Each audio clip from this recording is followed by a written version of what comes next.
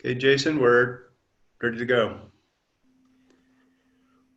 Wonderful. Thank you very much, and good afternoon and good morning, everyone. And welcome to this session of the ASAP webinar series, Financial Management and Compliance. Briefly, today's agenda will be a welcome from USAID and ASAP from me, Jason Porter, and then Fikre Kep. And then Financial Management and Compliance session will be conducted by Doug Franke from Sustainability Solutions. So before we get started with Doug, I would just like to give a few announcements from USAID. And my name is Jason Porter, and I am a local partner transition advisor with the Office of HIV/AIDS here with USAID Washington. So if you've tuned into these before, you're probably familiar with the USAID OHA Implementing Partner Solution Platform Networks. These are just a series of meetings between USAID and implementing partners to talk about various solutions for implementing PEPFAR programs within the COVID-19 context. There's been a series of these phone calls. The next round of topics will begin or have begun in mid-June, and they are covering topics such as supply chain, and OVC and KP programming and care and treatment. There is a round 3 that has began in June covering solutions in Asia. And once these slides are sent around, there's a link for resources from previous IP solutions calls that can be found. And this includes slides and notes and recordings of the sessions. This next slide has some additional guidance from PEPFAR. So as you probably know, the Office of the Global AIDS Coordinator has been releasing updates to PEPFAR programming guidance every Wednesday and Friday at the State Department website. Some recent releases are updates on wellness and mental health, updates on dreams, and updates on dreams and commodity delays and supply chain. Again, if you go to this website, you can find all of these past releases and check it for future releases today and Friday every week. Some additional USAID resources that we have for COVID-19 can be found on this slide. Just more broad information about USAID's COVID-19 response. If you're interested in submitting an unsolicited proposal, there's information on that, partner resources, business forecast, the new partnerships initiative, and various other pieces of guidance. We also have just this on this slide, some additional resources for COVID-19 from the WHO and UNICEF, and information on diagnostics for COVID-19. And again, all of these are linked in this slide. Okay, moving quickly, just as you know, this is one of many of a series. Our next English-speaking webinar will be on July 15th, and we'll focus on PEPFAR data reporting, as well as template instructions and data quality assessments. And then we've also been running a French series, and the next French webinar will be on July 23rd, covering those same topics around PEPFAR data reporting templates and instructions. With that, I'm going to turn it over to Fikre for some ASAP notices and announcements. Thank you, Jason. Hello, everyone. Good morning, good evening. My name is Mary Goge. I am the Capacity Director with Accelerating Support to Advance Local Partners Project. I have a few announcements to make. The first one, there is a reminder to sign up for Foundation for Professional Development, that's FDP scholarships, that are provided by USAID and ASAP. ASAP stands for Accelerating Support to Advance Local Partners Project. There are about 2,000 online classroom scholarships with a menu of about 19 courses on offer.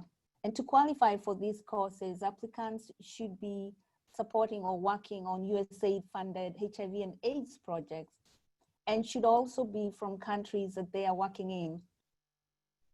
The funding for this scholarship also has exclusions on some countries.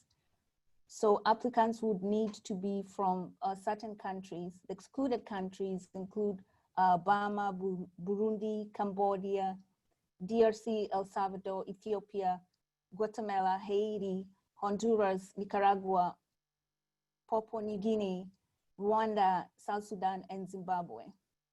We will share a flyer with a list of courses and the links to this registration platform after the webinar. We encourage you all to apply and to also share the information with your networks. For this session, we will have 2 polls. 30 minutes before the webinar ends, we will welcome you to participate in the poll. Your participation in the poll will really assist us greatly in meeting your needs. We thank you in advance for doing that for us. We'll also have a poll during the session with only 2 questions, which Doug will facilitate after we start the webinar. In order for us to communicate with all participants who are interested in attending ASAP webinars, we're building a listserv, and we kindly request that you complete our recent ASAP database survey if you have not already, and if you have, we thank you for that. A link to this survey will be provided after this webinar. Please remember to write your questions on the Q&A segment of this webinar platform. At various points during the webinar, we will pause to attend to your questions as posted on the Q&A messaging platform. We encourage you to utilize this opportunity by typing your questions in this session. We will email a recording of PowerPoint materials after this session to all participants. The recording will be for this webinar. It will also include a detailed caption of Q&A. Please be on the lookout for these resources after the session. Thank you. I hand it over to you, Doug. Thank you. Thanks very much. Okay, over to you, Doug. Okay, Jason, thank you. Great. Good morning, afternoon, everyone. My name is Doug Franke. I'm delighted to be with you again on this course, which is USAID Rules, Regulations, Financial Management, and Compliance. I think we have about 150 participants so far and growing, so we're going to have a very lively hour and a half Q&A. And as it says, there'll be a few stopping points for logical Q&A. I see there's already some loaded in the Q&A. I answered the first one on the 10% minutes, but I think Grace or Mary will be, facilitating the Q&A. Okay, so I'm going to just jump in right now. Can everyone hear me? Just hoping you can hear me. I'm going to share the screen and go there. So, 1 second. What are you seeing, Jason or Mary, on your screen? Yeah, we're not yet seeing your slides. Okay. And your voice is breaking a little bit. Okay, well, let me just try this again. Go to slideshow from the beginning. Share screen. Jeff, I did send you the slides. If you've got... Yes, give me a second to put them up. The share screen doesn't want to work now. Is everyone else unshared? I'm just curious on the... Okay, here we go, share screen. That could do it. I think I've got it, Jeff. Thank you. Okay, so today's course is very much about rules and regulations.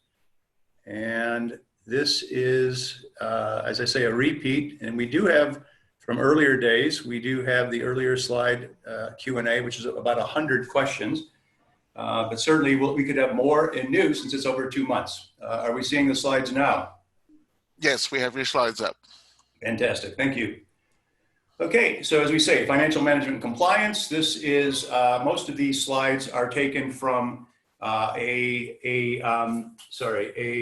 series of normally classroom presentations tailored for this audience, which is in general local implementing partners in PEPFAR countries who are probably fairly new to the game. Okay, so we always start by understanding everyone's level of knowledge. We can't quite do that so easily here, but we are going to have a couple questions here polling in a second.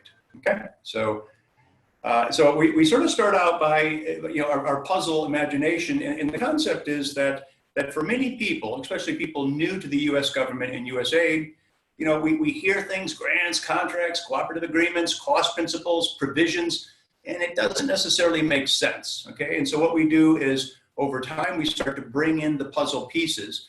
And the first time we sort of take it, here we're going through the various pieces here, you'll see the pieces come together. But if I take it back to, I just want to highlight the starting point for anyone doing puzzles, as you know, is the corners.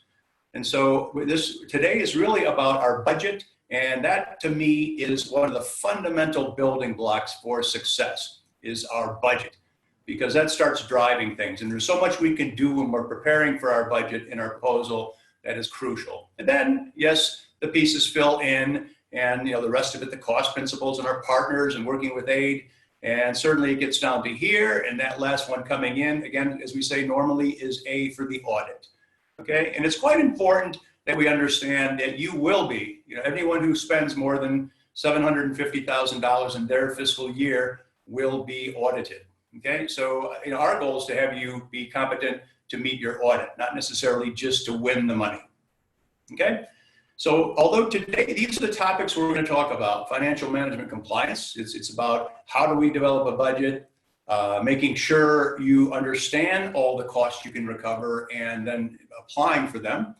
We'll talk a little bit about direct and indirect budget items, because it's very important.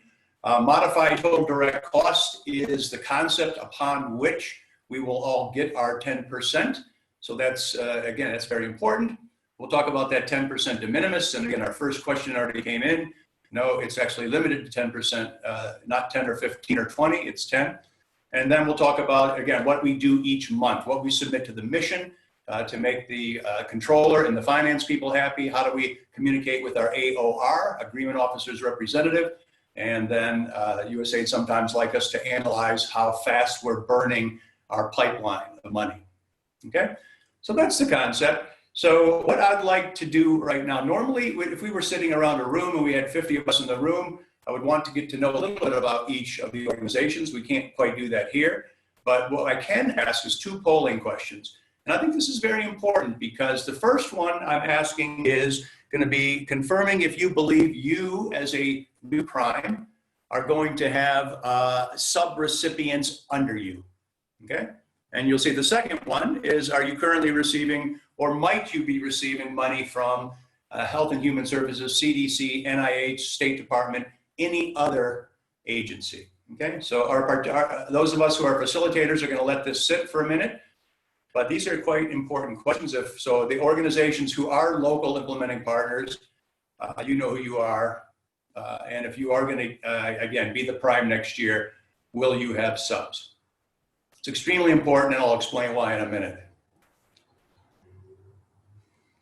Okay, and I see some Q&A sort of loading up, but we'll get to those.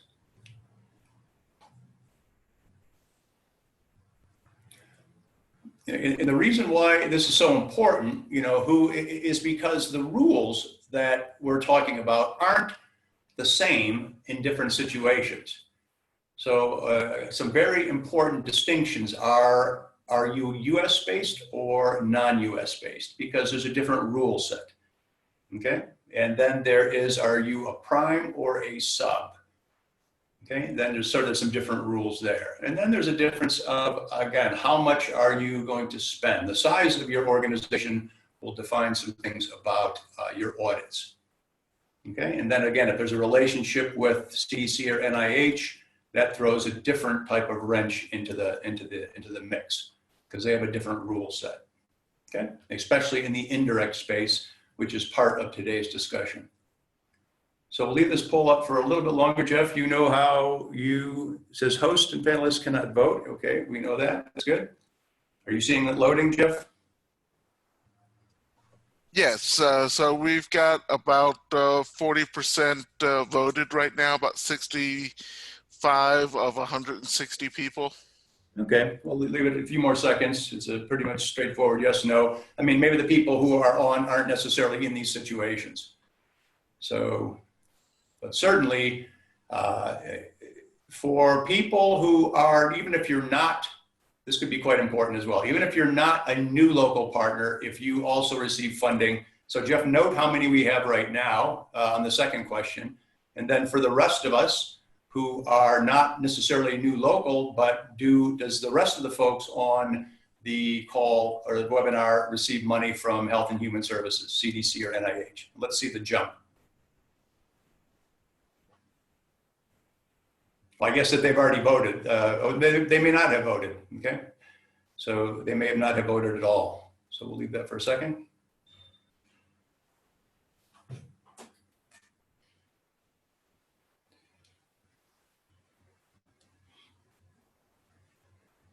Okay, Jeff, what are the door number 1, door number 2, or door number 3? What do we have? Okay, so we're sitting at about 78 voted, about 48% total. Okay. And looks like for the first question, about 61% or 48 people have voted yes. Okay. 38% or 30 people have voted no. Okay. And then on your second question, 62% or 51 people have voted yes. Okay. And 37% or 31 people have voted Okay. no. Okay, fantastic. I will close the polling now.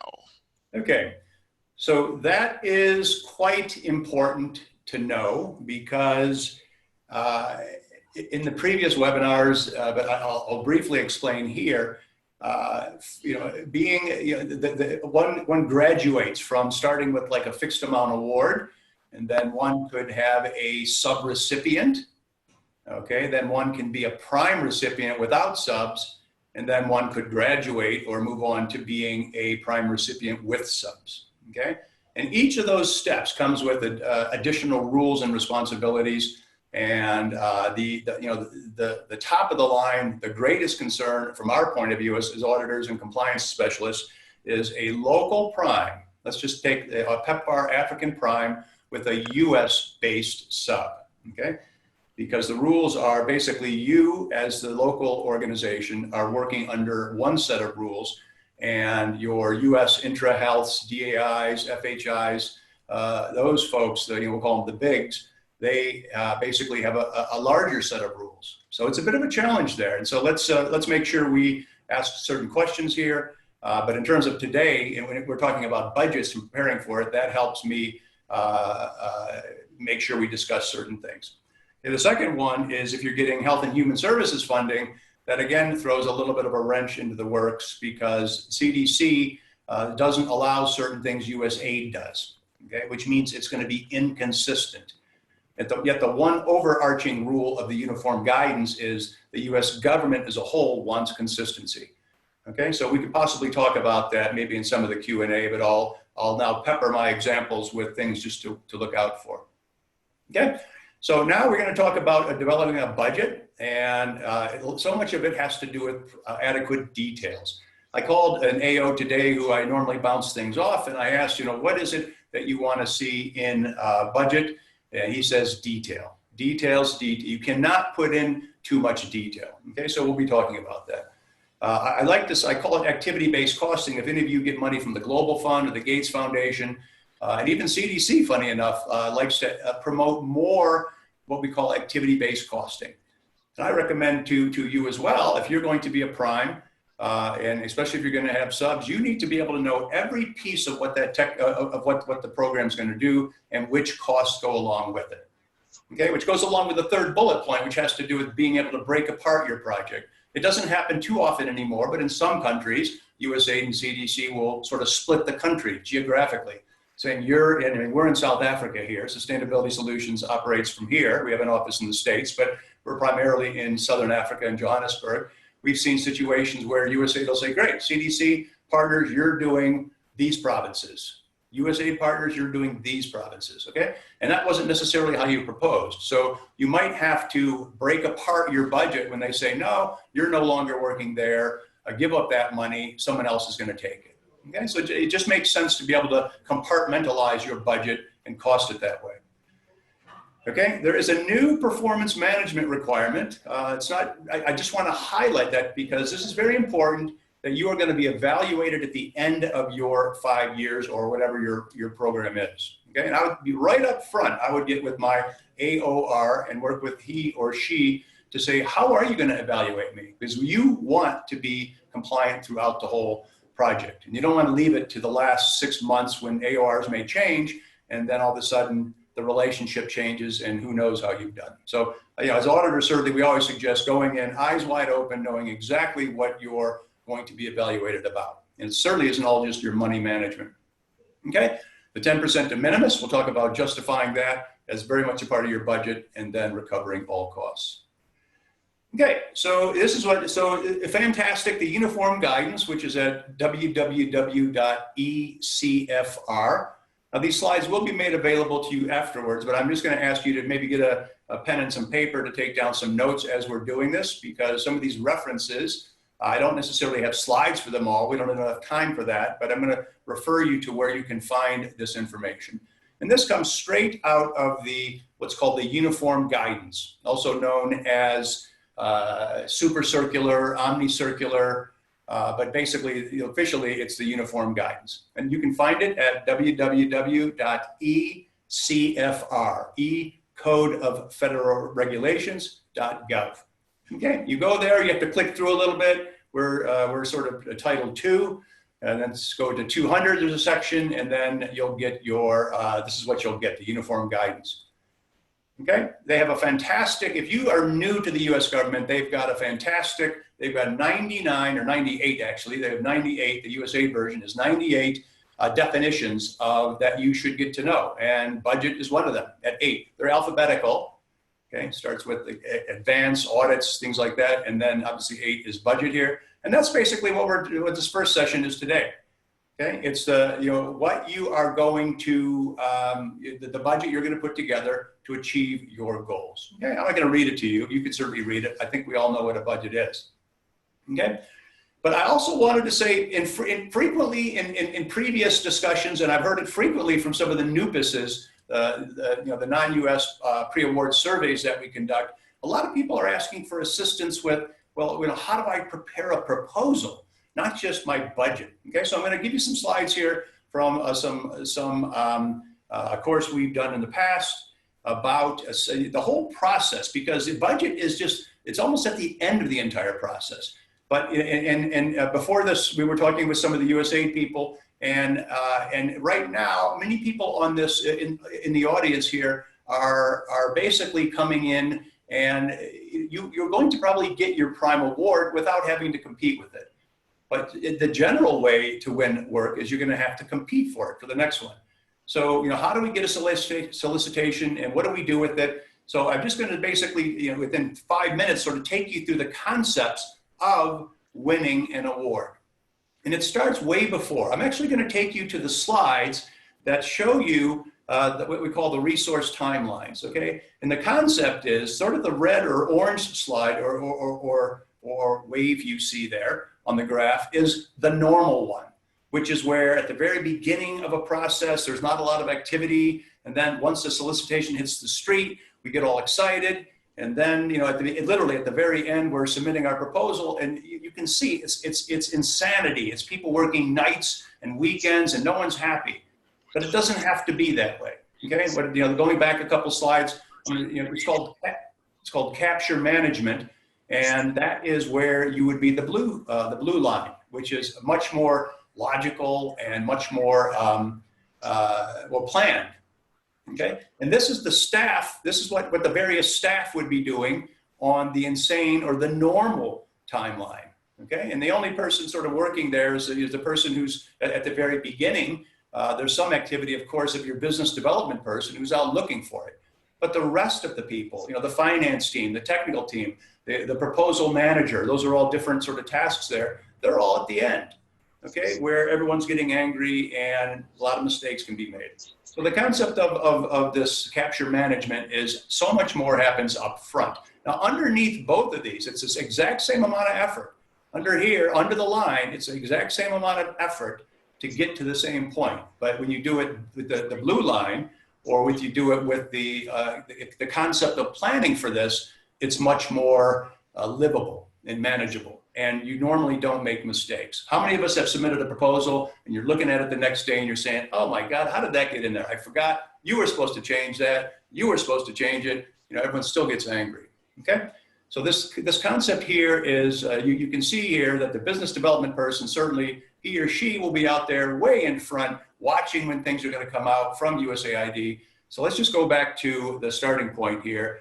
And pre-solicitation activities are what you can find out way before the solicitation comes out, okay? Matter of fact, you should sign up for the USAID business forecast that is coming out in, I got mine yesterday, but you can find out on the USAID website. Go to usaid.gov, go to the very bottom. It talks about a business forecast, which has the last one, but every quarter USAID does a webinar about what's coming out. It'll tell you for every country, for every region, what awards they're planning on awarding, how big they are they competitive, are they going to be contracts or grants? So all that's available. Then it's very important if you're going to team, if you're not going to do it all yourself, who you're going to team with. Hugely important. Knowing it's almost like, like going to a high school dance and seeing, geez, are we going to be a good partner here or whatever else? So getting to know who's going for things. Okay, and the solicitation could be coming out. When that comes out, they're different. Solicitations, depending if it's a grant or a contract, are very different. And someone's got to make a decision, your go, no-go decisions. You don't go for everything. Depending on what, some of the early teaming discussions, you realize you don't have a chance in hell because one of the bigs is teamed up with the local and USAID loves them. And, your chances of winning are not great. So you don't go for everything. You go for the things that you think you have a chance at. Okay, then there's some strategies for if price is going to be important, and price is normally more important under contracts than grants. But if USAID says this is going to be a $50 million award, and you can't deliver, what you can deliver for 50 is certainly going to be different what you can deliver for 40. Okay, so how sensitive do you think price is going to be in winning? Right, then your technical solution, important. Are we going to be able to deliver? Do we have the right people? Can we get the chief of party, the deputy chief, whatever it is that they need? I mean, certainly if you have the person and she is the world leader in something, and she's either with you now, then you can build a team around that person. But if your competitor has her or him, and you can't scrape together a chief of party, that's sort of a no-go decision. And then writing it is so important. We'll talk a little bit about that, but read the solicitation, get the font right, get the page limitations right, get the how they're going to score you right. And normally you have specialists who can help you write your technical proposal. Okay, that whole proposal process is what, if I go back over to here, okay, that whole process is driven by a proposal manager, which is pretty much the gray one on top there, the one, this one over up here, okay, and he or she is sort of he or she is available throughout in driving it, and of course he or she has to pull it together at the end. But that's very much it's a position to get it right. Okay, then the cost proposal, which is what we're talking about now, at least the budget, okay, and then let's not worry about cost estimates and the rest of that. Okay, so that is, and then certainly understanding how the government's going to evaluate you. Obviously, you write the proposal and you write it to meet the criteria of 20% is this, CVs, 20% is technical approach, X% is cost. Okay, and you basically, that's what your proposal manager will do. He or she and the technical writer will get all that right.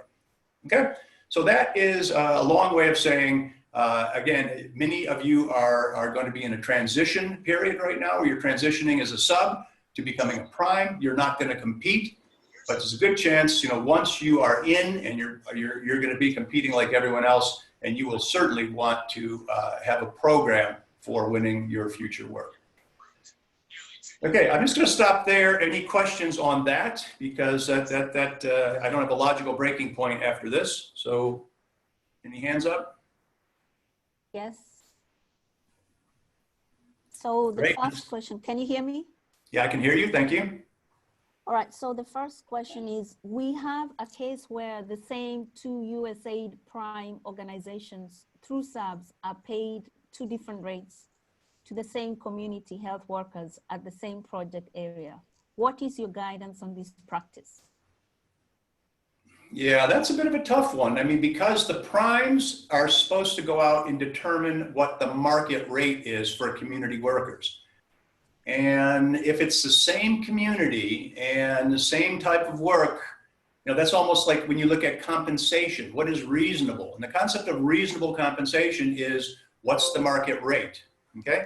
So if we're not getting, so I'm just gonna plug something in, if we're not getting, I'm not saying fair rates, but I couldn't understand why there would necessarily be different rates on that, okay? They certainly shouldn't be significantly different.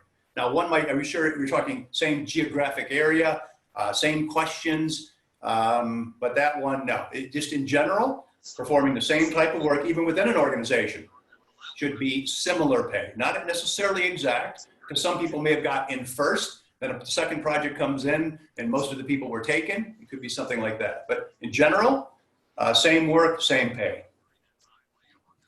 All right, second question from Noel. As a prime, we realize that our sub-award budget contains an error in a particular budget line. Should we go back again to USAID for prior approval to modify the sub-award, even if the global award is not changing? Yeah, I'm not hearing it so well, but okay, certainly all sub-awards have to be approved by your AO. Now, nothing stops you ever, this situation or any, from approaching your agreement officer if you need to make budget changes. Okay, obviously it's not great to have to do it, but things change. Maybe you can't work in a certain area. Maybe obviously all this COVID-19 pandemic is affecting all of us. Constantly communicate with your agreement officer and your AOR. But absolutely, you can change your budget, and you should, if you need to. Those are the two questions we've read so far with Great. regard to your presentation. Okay, thank you. Okay, so let's get into here how to prepare your cost budget. Okay, and again, details. You cannot provide too much detail. And what we normally recommend, frequently at Sustainability Solutions, we get asked to help people prepare a budget or understand, or it's also necessarily, once you have your budget, how to manage it properly. Okay? And so let's talk about preparing. What we recommend is when you're going to do, let's just look at a sort of a budget here. We're going to talk about this is a summary budget, and we're going to have a detailed budget as well in the narrative. But the concept would be, for everything you are going to claim, there could be a cost principle. Okay, now the cost principle is the uniform guidance, 2 CFR 200.400, and there's 55 specific principles that are either allowed or not allowed. Okay, so what you should do is, for every time you're trying to justify, I would have a spreadsheet, and the agreement officer agreed it would be incredibly helpful. A spreadsheet that says, here's the cost, for example, personnel here in our example, right? And you'll get down to the detailed personnel, we'll show it here, program manager, program officer, but sort of detail, okay, so are salaries allowable for these type of people? Now, they're all not going to be there in the cost principles, but where it is, and certainly salaries is very clear, allowable as 4.430. Okay, so I would have a spreadsheet that documents, great, salaries are allowable, and so you don't necessarily have to ask for prior approval on that sort of thing. Okay, so that's what I would do for all of the items in my budget, and then you'll know. We'll talk, in previous webinars we've talked, but I'm going to say it again here, right?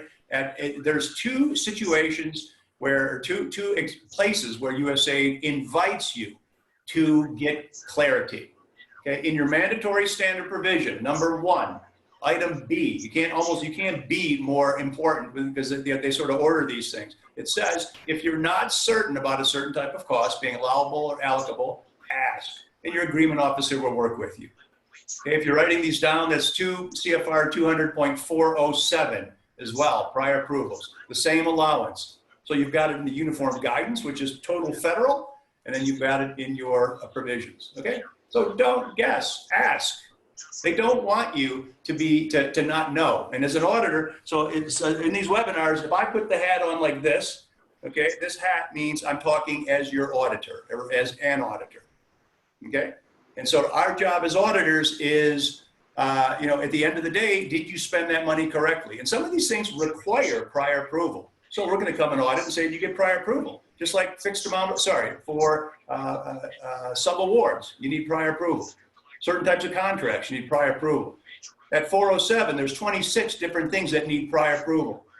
So go through there and see, did I get prior approval? Okay. So, you know, we are going to come and check to see whether you've done all this stuff. So the more you can put in your budget, okay, and clarify up front, then the less questions I would possibly have, or our team, or any auditor may have on, was it allowable or not? If the AO says it's allowable, it's allowed. From my point of view, if the AO is happy, we're happy. Okay.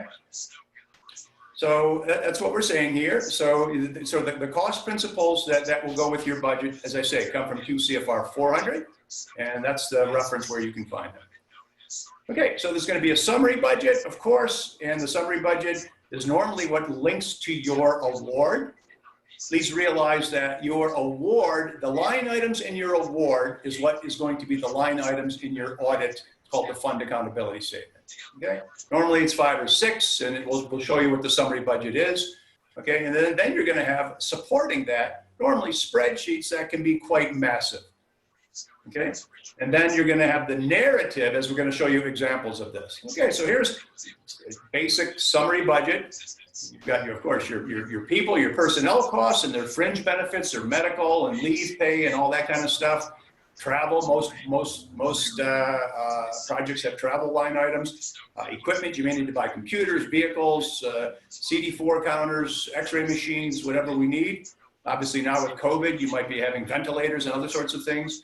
Normal supplies, sub-awards, because I'm just highlighting here, and I guess I was assuming we would have that, but as you said, 63%, 62% of you said you may have sub-awards under you. Okay, so when you're doing your proposal, you need to be very aware of what your subs are trying to pass through you to USAID. Okay, because you as the prime have a relationship with USAID. The sub does not. The sub recipient in a situation where there's a prime and the sub doesn't have a relationship, the prime does. It's very important to realize, primes, that you are responsible for the money that you pass through the subs. So that's why when you're putting not just the proposal, it's so important to win, first of all, that you and the subs are all certainly singing off the same song sheet. You're working together, so you're going to win. But then once you win, great, then the money starts flowing. And that's frequently when people start disagreeing, say, hang on, you didn't say I couldn't get paid for that. So you're gonna have the tough love, the tough discussions up front on who gets what, okay? And that's what will go on that line item. Okay, construction, you see it's empty here, but realize that if you're going to have construction, it's gotta be in your award. Okay, now obviously if you didn't put in and later on you say, oh, by the way, we gotta build a clinic, well, you missed it. Okay, so that's why we talk about activity-based costing. If you're gonna build a clinic, put it in your proposal and make sure there's a construction line item. You cannot do construction without prior approval from your AO. Okay, then your other direct costs could be your rents, your IT, your audit costs, who knows, your insurance and those sort of things, which gets you your total direct costs. Okay, then under that will be your indirect costs, which we'll talk about the 10% de minimis now. Very few people in missions overseas are getting NICRA's, negotiated indirect cost rate agreements. A few of them starting, but we're not quite there yet. Okay, then your total cost. So that is what the summary budget would look like, and that's probably what your award would have in it. Okay. Now the detailed budget is how again the makeup of that. So again, you would of course you'd have your summary, as we say, you'd have your X number of line items, and with that would go your detailed line items, which most of us understand spreadsheets and how these things pull together. Okay, but now you want to get down into the weeds, into the detail, and as I said, compare each type of cost with the cost principles. Is rental in the cost principles? Yes. Is depreciation? Yes. Are vehicles? No, not necessarily. That would fall under equipment. Okay, is CD4 counters? No. Air ventilators? No. Travel? Yes. Recruiting costs? Yes. So all these sort of costs, look to see whether they're there. And if they're not, you make your assumption saying, here's what we do. And then if and when we win, and hopefully you will win, after that, you're going to have a pre-award briefing session with the mission where you'll sit with the AO, AOR, the controller's office, and go through all of this and document it and discuss. This is what we thought. They're going to say, oh, we didn't read it that way, and get it clarified and take minutes. Okay? Everything in writing. After you're done, agree on the minutes, memorialize them, and then you start spending money. Okay, here's a detailed budget example, of course. So let's get back to the beginning. What do we have? We had $200,000 for personnel, and here's how it's made up. So our program manager makes X. He or she's working 200, these are all full-time people, as you can see. And so you get your rate times your level of effort equals your amounts, and they should certainly tie. Okay, nothing worse than you have spreadsheets that don't tie. Matter of fact, from the auditor viewpoint, auditors, I don't think we have many on the award, but if your reports, if your spreadsheets don't tie in the audit, your report will get rejected. Okay, so U.S. government's pretty insistent on some sides for making sure these things talk to each other. Okay, then there comes the budget narrative. So the narrative is how we describe what people are doing, how much we need. Okay, so you just have some examples here. I don't want to get too deep into this, but you can all imagine that, again, we need to be clear on what we need these things for.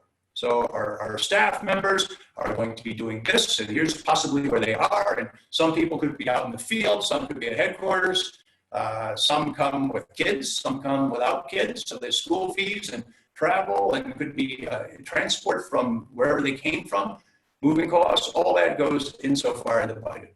And so that's why it's so important and so rarely done. What happens is the technical people write the proposal.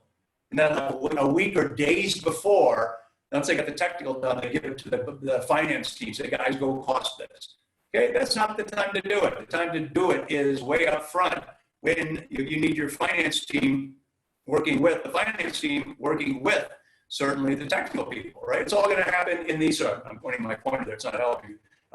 It's all over in here, early in the beginning, where you are working together to make sure finance and technical agree on what we're doing. Okay, so that's the budget narrative. I mean, what more can you say? Key personnel, normally there's up to five, chief of party, deputy chief, could be the compliance person, especially if you've got sub-recipients, they might have a sub-recipient manager in there as one of your key positions. M&E, again, depending on what you're doing, these will be there. So now, obviously, we're not talking about winning the proposal. We're talking about the costing side. But certainly, when you're writing the proposal, you want to bring out the absolute, the best out of all the people. So make sure when you're updating the CVs, you're writing to this proposal. We see people put in CVs that have nothing to do with what the guy's going for, but he or she's a professor of this, and they're so great. The evaluator is not looking for that. They want to see, how does this person meet our need? Need person. Just you got to make that link for them. Okay? But from a cost point of view, again, he or she is a professor with 20 years experience, and they've earned this much. You have to justify these costs. And it's probably a discussion beyond this presentation, but it's certainly justifying costs. Again, the overarching concept is, are they worth it? And so if they, not just necessarily because they made that in the last job, it's not just last job plus X%, it still depends on the market. Things change. There's a lot of hungry people out there right now, professors looking for work. So there's a chance that there are available people who are willing to do the same thing for less. Okay, so just document and justify why you are budgeting for so much. Okay. Other personnel, again, the support staff, it gets less important from an evaluation point of view. I'm not saying it's less important from a budget point of view, but for everyone, you want to be able to justify their costs. Okay? As you'll see in the second bullet point, something called a local compensation plan. These in theory you're supposed to get, although missions just aren't always wild about making them available. But the whole point here is you're not supposed to pay your people more than the U.S. government pays its people for a similar position. It's also, I have to admit, it's quite hard to sometimes match up your team with the U.S. government team There might be a couple positions that do, but some of what we do, U.S. government just doesn't have positions for that, or vice versa. Okay, so but do ask for that. And all, throughout all this, I'm assuming you might have a big brother or someone who's willing to help you. If you're new and small, ask IntraHealth, FHI, PACT. And PACT's part of this consortium. This consortium of ASAP is made up by IntraHealth, who of course is the one who's coordinating this under Catherine Brokenshire-Scott. We've got DAI. You couldn't do better than DAI and PACT to provide guidance to you. Okay, we've got Global Communities, FPD, Foundation for Professional Development, and ourselves, Sustainability Solutions. So it's, again, if those guys are going to be in your consortium, they should want to help you. They should say, okay, well, here's how we explain things. Here's a local compensation plan. Here's how to price your people into the budget. Okay. Okay, fringes, again, our medical, our leave pay, our unemployment compensation. Okay, I'm going to say here first, there's two fundamental rules. You never break the U.S. government's rule, and you never break the rules of the country you work in. Okay, so it's important to understand both. These courses will help you learn the U.S. government rules, but if you're going to go work in Zambia or Nigeria or wherever, DR Congo, you got to learn the rules, and you got to play by those rules. As an auditor, okay, here's what we do. I put the auditor hat back on, right? We test whether you have met the rules of the U.S. government and the local rules, and including your own rules, okay? Your own rules could be on procurement, we do this, which could even be stricter than the U.S. government rule, okay? So here we're coming into audit and you say, oh, well, the U.S. government doesn't require you to do that, but we say, but your policies say you're supposed to do it. So again, if you're going to create policies that are different from the U.S. government, you're never going to fight, right? You're never going to, this sometimes happens when agreement officers come from Kenya and they go somewhere else, and all of a sudden they're writing awards that they say will do this and this, and that isn't allowable. Maybe it was allowable or required in Kenya, and it's not in Zambia. Okay. Well, in that case, normally the AO has a team under her or him that'll say, no, that's not how it works here. Your assistants, or your acquisition assistants. Okay. But when you get your award, read it. Okay. Everyone just assumes what you put in your proposal is what they're going to put in your award. Read it. I mean, it's like reading a contract for a house or a vehicle or a marriage certificate. Read it before you sign it. Make sure you know what you're getting into.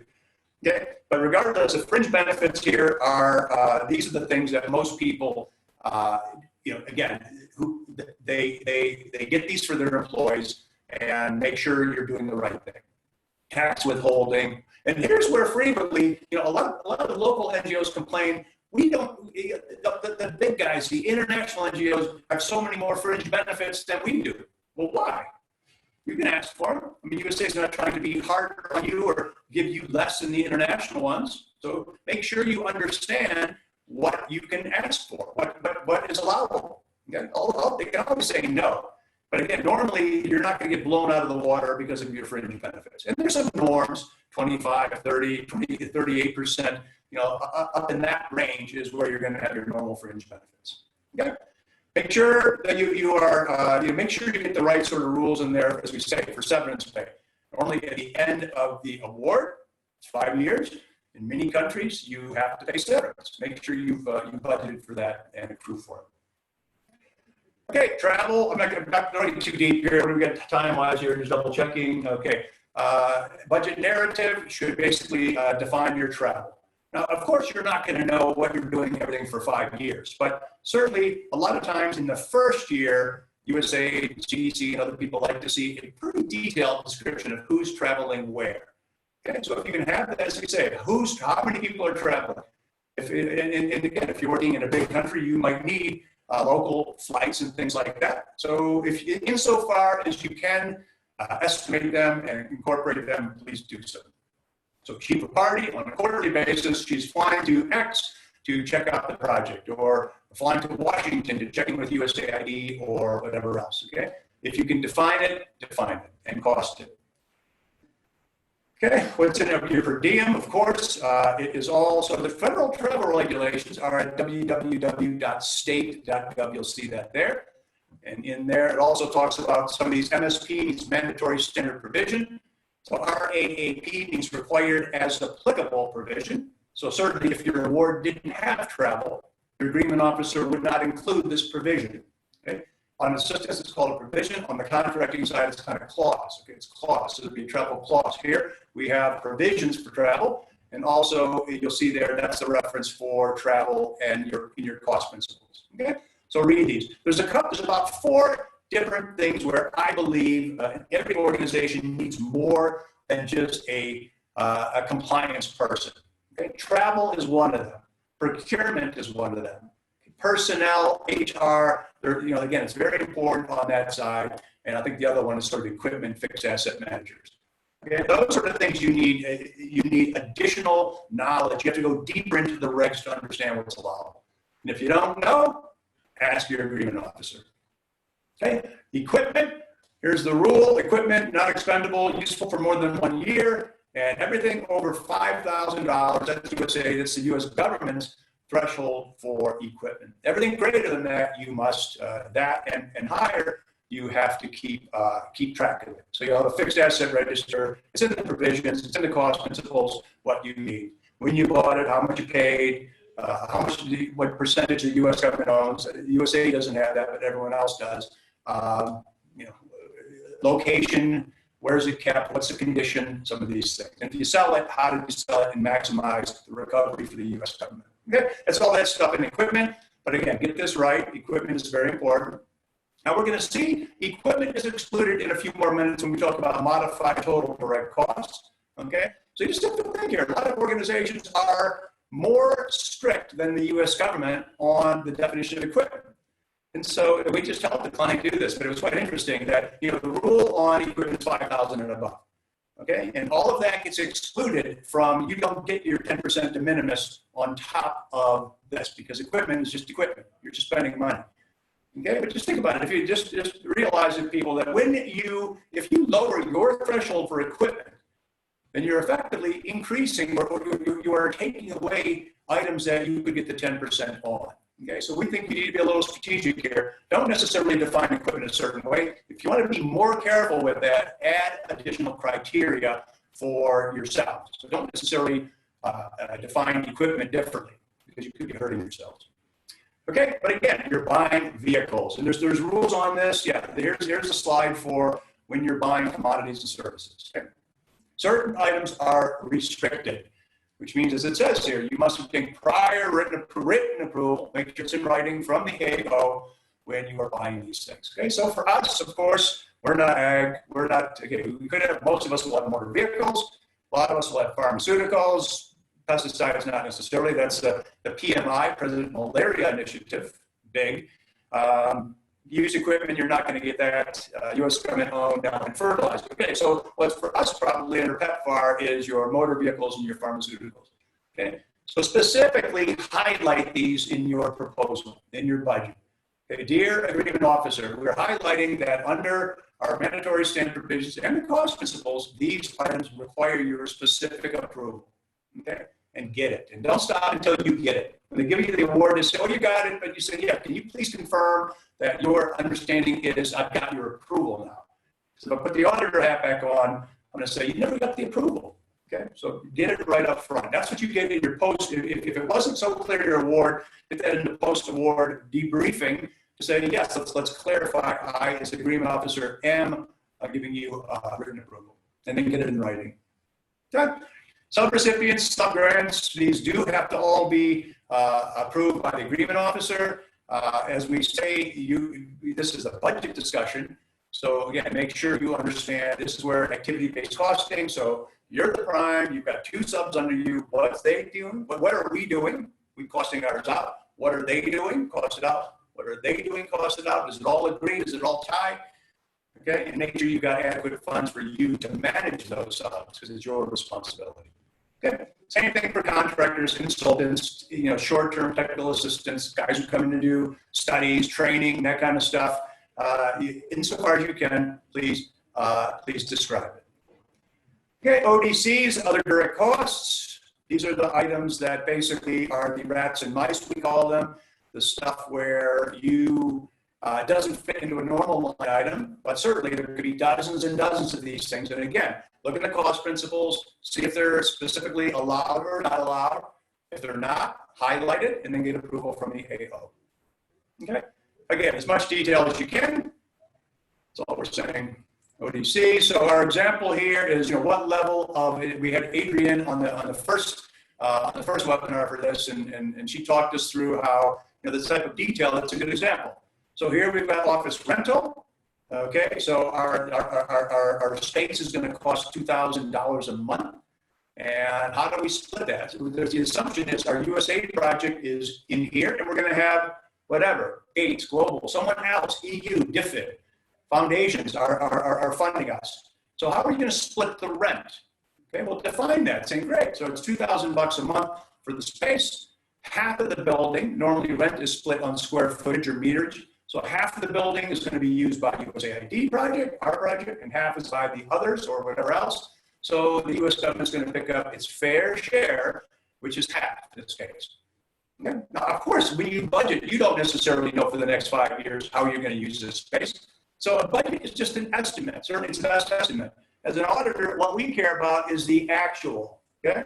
So yes, you budgeted this. But then what happens is you say, oh, well, you know what, the other project can't afford rent. So USAID was in the budget, we'll just let them pay for it. No, USAID is only going to pay their fair share, actual costs. Okay? That's what we're looking at. So remember, we look, as auditors, we look at, is the cost reasonable? Is it allocable? Is it allowable? And did you support it with adequate documentation? Okay, so this is about allocability, rent. You allocate rent based on actuals. Okay? You allocate people's costs based on actual time. You allocate vehicles based on distance. You allocate many things we're going to be using for other projects. Okay? Where the auditor at, we make sure you only charge the right amount to USAID or the government. Okay? So we're going to go, okay, here we go, question time. Do we have anything? Thank you. Thank you, Doug. Sure. If the subrecipient is using accrual basis of accounting, however, the PR is using cash accounting basis, at point of reporting, what do you advise to adopt for such a subrecipient for reporting? Okay, so if it depends on who's situated. If you're the prime, your accounting is what did you give the sub? Okay, if you're the prime, you get $1 million from USAID, you give $200,000 to the sub to spend it. On your side, that's an expenditure. On the sub side, they could treat it differently, but that's a different fund accountability statement. They have different financial statements. So for you as the prime, an expenditure to a sub is that's what counts on your books. The expenditure, the disbursements. Okay. I think all these are going to be put to us in writing, and after this we'll do a more detailed Q&A. But I'm just trying to give you. Hopefully that will answer. If it doesn't, you can ask it again or raise your hand again. Okay. At what level do partners have opportunity to propose changes in the budget already submitted to USAID? Okay, I'm assuming we're talking about once you get your award. If you're still at the proposal stage, you can amend your budget only if it's going to be an improvement for the government, not for you. So if you miss, okay, you put in your budget, yeah, and I can't always speak, I don't speak for USAID, but I speak with 39 years of experience working around them, that, the whole point is if you budget for $1 million, and then you realize you made an error and it should only be 950, yeah, submit budget B, that's 950. That's not worse off for the government. If you say, oh my God, we're short, we should have been $1.05 million, I think once you've done, I shouldn't say this, but I think you can always, let's just say, you can always improve the situation for the government. I'm not sure you can go the other way. But you could ask the mission those questions in the Q&A period. I don't mean now, I mean when you are proposing for that. Or Jason, if anyone else wants to jump in on that, I'm all ears. Okay. Next. For Or Jason. equipment, Sorry, say again. for equipment worth more than $5,000, such as a generator worth $14,000, is the AO approval needed, or is it only needed if not included in the cost application? I don't think you need specific approval for equipment. No. I don't think necessarily equipment. So that's where you go to 407, 2 CFR 200.407. It lists all the specific things. Certain types of things may need it. For example, most of us think vehicles are meant to be charged directly. In fact, the rule says indirect. To charge it as a direct cost, you need special approval from your AO to charge a vehicle as direct. But I don't think for a generator, I do not believe that would need specific approval. Now, of course, your AO and AOR may like to know this, but unless there's a special award condition that says you must notify us of all equipment purchases, then I would say the answer is no. Now, let me just clarify one thing.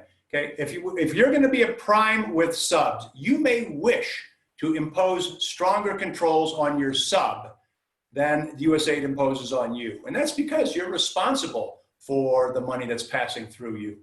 Okay, so primes are frequently, I say, tougher or harder on subs in terms of managing movement of funds and that sort of thing, and approvals. I've seen that frequently. A prime will say to a sub, no, we need to approve much more than USAID forces us to get approval for. Okay, next. Is it right for local implementing partners to use USAID international/foreign per diem and lodging rates when implementing a project within the country? What is the demarcation for this? Okay, so at www.state.gov are the foreign per diem rates. Okay, now the question here is what we talked about prudence, right? About reasonableness and prudence. And the prudent person rule, hopefully you remember, is do with USAID's money as you would do with your own. Okay, so an NGO that doesn't get money from USAID, how much do they pay their people for traveling up country or somewhere else? Okay, I mean, it could be kwacha, shillings, whatever, but let's just put it in dollars. Maybe a frugal NGO who doesn't get big funding, right? They may give the guys, okay, you get $10 a day for food, okay, and that's it.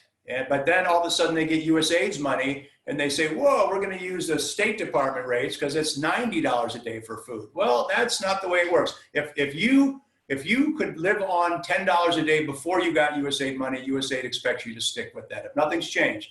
Also, you have to be consistent across all your situations. So if you can't say, oh, when we work for USAID, we get the big per diem, and when we're working for ourselves, so when I'm sending someone up country to do something, they only get the $10 because it's our money.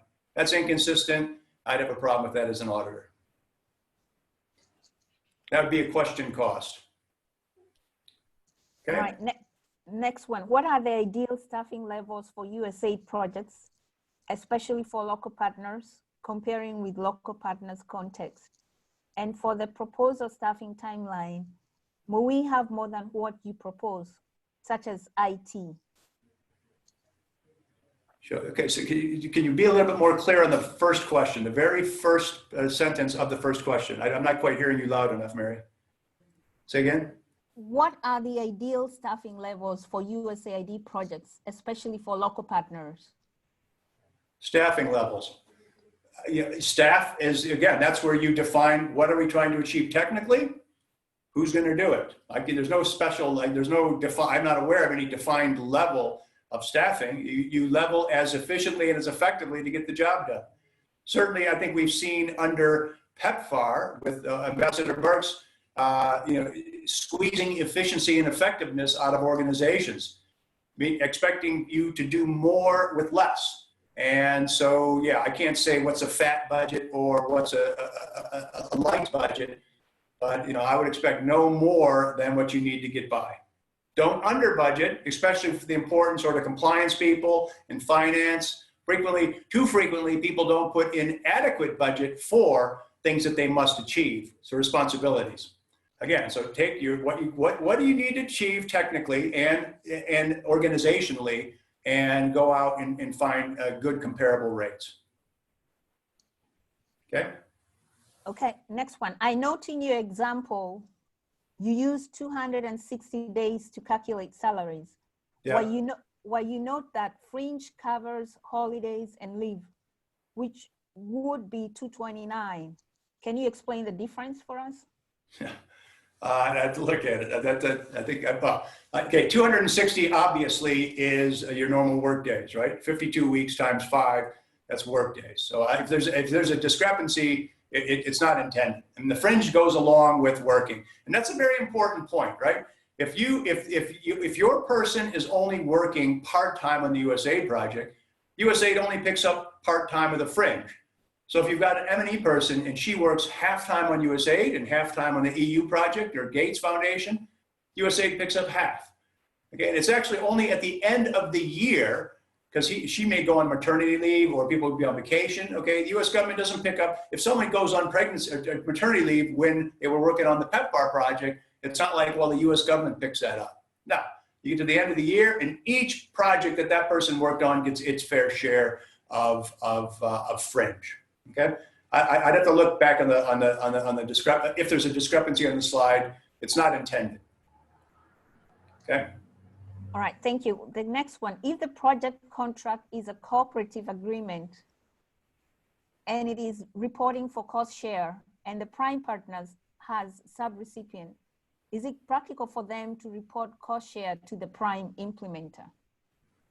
Okay, so cost share of the sub can be used by the prime, and frequently a prime will pick their subs if cost share is going to be important. Okay, and it's becoming more important when we talk about sustainability. But if cost share is going to be important, yes, a prime can use a sub's cost share for the project. It's the project as a whole that has cost share.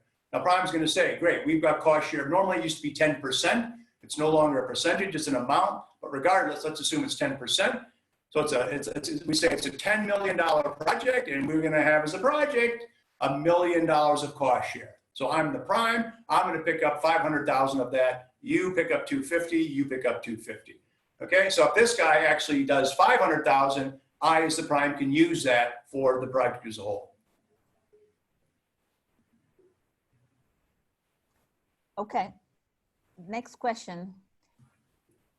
If you have 5-year grant and you obtain prior approval for sub-awards and FAAs at the beginning, do you have to obtain yearly approvals for subsequent years?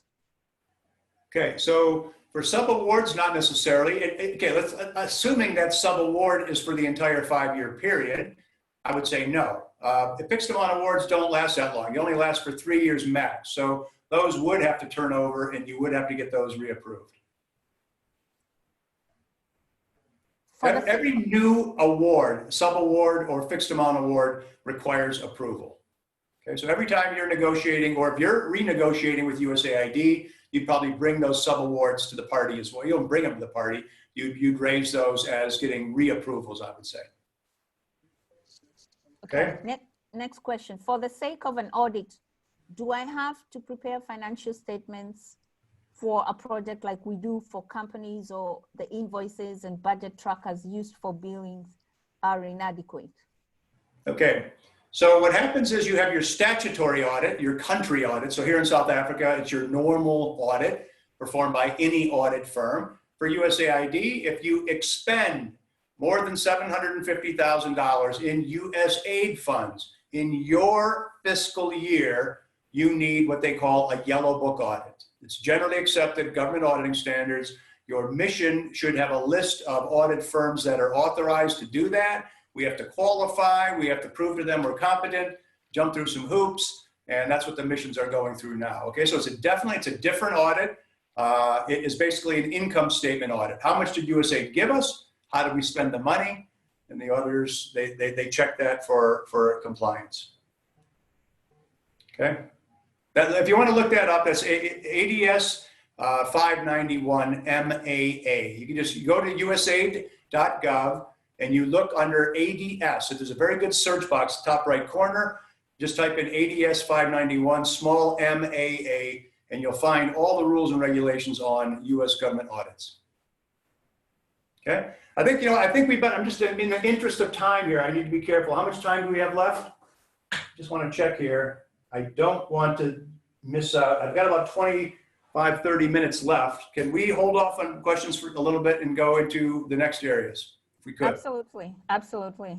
Okay, and I'll tell you, I mean, you tell me when we're 10 minutes away, So we normally go until, we started at 2:30. We go to 4, we can stay an extra half hour after that, and I'll stay till midnight if anyone has questions, okay? But I think I want to respect people's time for what they thought they were going to budget for the day. Okay, so this next section is about making sure you recover all you can recover, okay? And but it's a principle that the U.S. government has followed since probably George Washington, that the U.S. government will pick up its fair share of costs, but they're not going to pick up an unfair share. So part of your budget process is defining, again, like we said, for rent, right? If I got a building and I'm going to pay $2,000 a month and I'm going to use half the building for USAID, USAID will pick up its fair share, okay? It's up to you to justify that. It's up to you to allocate it correctly, okay? When USAID looks at your budget originally, okay, they may look at the allocation methodology and they'll say, in that red example, they say, okay, well, square footage makes sense. That's a fair allocation policy, okay? But that's the last they see of it. They don't know who's in your building. They don't know if you've moved. They don't know. And so the problem is it's not until audit time that the auditor is going to come and say, did you allocate it correctly? Okay, so allocation's incredibly important, okay? And the next point here is, get to know what you don't know. If you're new to the game, talk to the DAIs, the PACs, people like us, anyone, IntraHealth for sure, to say, what am I missing? Okay, you don't realize that, as I say on the next slide, I think, you don't realize that your yellow book audit is going to cost more than your statutory audit. How would you know that if you never had one? Likewise, there's other things you have to do, other sorts of hoops you have to jump through for USAID, certain type of approval, certain type of insurance you have to get, okay? If you've never had it, you don't know about it. So talk to friendly NGOs and say, what am I missing here? If they're not competing with you, certainly then they should try to help you. Okay, so allocability, this is incredibly important. 2 CFR 200.405, okay? And it's very important that it says basically you can, at A here, a cost is allocable to your award in accordance with the benefits received. That's a bit technical, but the A, B, and C example, or 1, 2, and 3, are very clear. So the first costs are costs specifically for that award. The only reason I'm incurring these costs is because I have to do it for the project. So you've got an OBC program, right? You're going to have 1,000 orphans. Then you need 1,000 beds. Or you need 1,000 bed nets, okay? Very clearly, I've got a need, I've got a cost directly related. There's no doubt that is going to be allocable. The second cost is things like rent and things that you're going to split. You need it to manage the organization, and you have a logical basis for splitting these, okay? So rent is that perfect example. Could be IT, could be your server, could be your insurance, okay? These things that you must have to be in business, and you have a basis to allocate. The third one is where a lot of times people don't realize these are chargeable. In USAID, I hate to say, it doesn't make it too clear that these are allowable. The USAID description is in the bottom part, but let's first read the rule, okay? So as we said, these costs are allowable. It states that USAID or US government will pay for it if it's necessary for the organization to be in business, okay?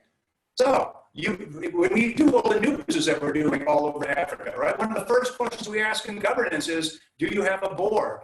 How often do they meet? Okay, and it's required. Many countries require, for good governance purposes, you need a board. The last cost principle, trustees, says that 55 cost principle says, yes, they're allowable costs. Okay, well, they're allowable, you have to have them. But sometimes you say, well, we don't pick up trustees and these things. Okay, so stand your ground on these things, right? If you must incur a cost to be in business, NGO fees, you may have to have lawyers. You may have to have other sorts of environmental regulations and things like that. If you have to do it, and I mean have to do it, you have to have a statutory audit in many countries because you're getting foreign funds, you're getting U.S. government funds. So if you have to have it, USA is going to pick up its fair share. The problem here, this third one is different from the second one. The second one has a logical basis, rent, square footage. How do you split trustees' fees? Okay. So we tend to say, certainly we look as auditors, we say it's reasonable if USAID's project is 10 million, the EU's is 20 million, the USA will pick up a third, right? Why should they pick up more than their fair share? Okay? But a lot of people don't actually recover all of these costs. And then we have with the kickoff meeting in Joburg here in October, November, a lot of NGOs were saying, but we don't recover all of our costs. Well, again, if you don't know what you can recover, you're right. You're not going to recover all your costs. So please understand what is allowable, and that's what is allowable. Okay, so mandatory standard provision, as we said here, M1 and B. So this is where it said also USAID allows you to get certainty. I just want to highlight here, it's your responsibility to make sure costs are reasonable, allocable, and allowable. But notice number 2 here. It says applicable incurred specifically for this award. Okay, that's what I'm saying. A little bit short on words there, because the official rule above is if you have to have it to be in business, even though it's not specifically for this award. It is, what they're talking about here is allocating a specific portion. So let's just be clear here, right? Things like lawyers, if you have to have them, you have to have insurance, you have to have boards, the U.S. government will pick up its fair share. Okay, so please document, like we've talked pretty much about these things, document it as we've said in your proposal. Again, the things that you may not realize until, especially if 62% of you are going to be primes, you have to really understand the responsibilities. Write this number down, 2 CFR 200.331. Okay, that is the rules. Now, I don't want to get too deep into it. The rules for U.S. organizations are different than non-U.S. But as I always say, if you understand the full version, the full 300 section D of the uniform guidance, and you should do it, it's only 33 pages. But if you're going to spend $10 million of U.S. government money, you can afford to read 33 pages to cover yourself and the taxpayer.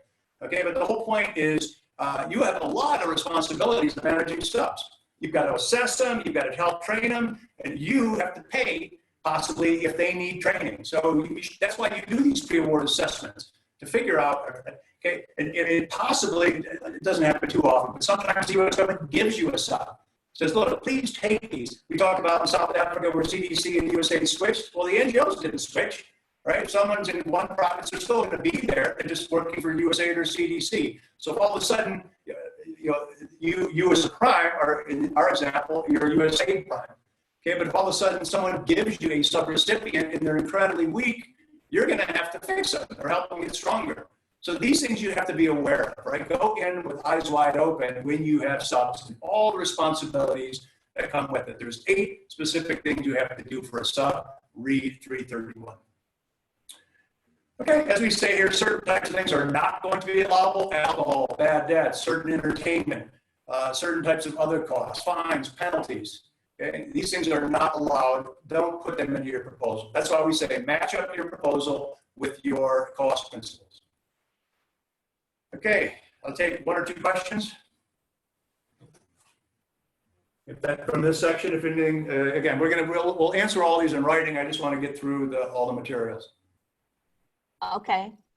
If subcontracts are possible under assistance instruments, should we always charge such subcontracts to subawards?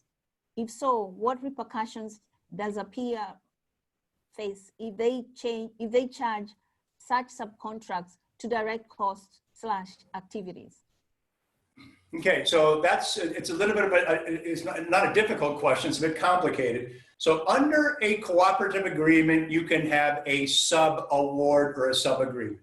Under a contract, you can have a subcontract. That's normal. But if you have a cooperative agreement and you're going to have a contract, that's called a contract under a grant, a CUG. Okay? And so if you're the prime and you're putting this contract together, there's a lot of rules you'll need to know about. Is it the right instrument? And this is where agreement officers, that's where they earn their stripes. They spend years learning, is it a cooperative agreement or a grant?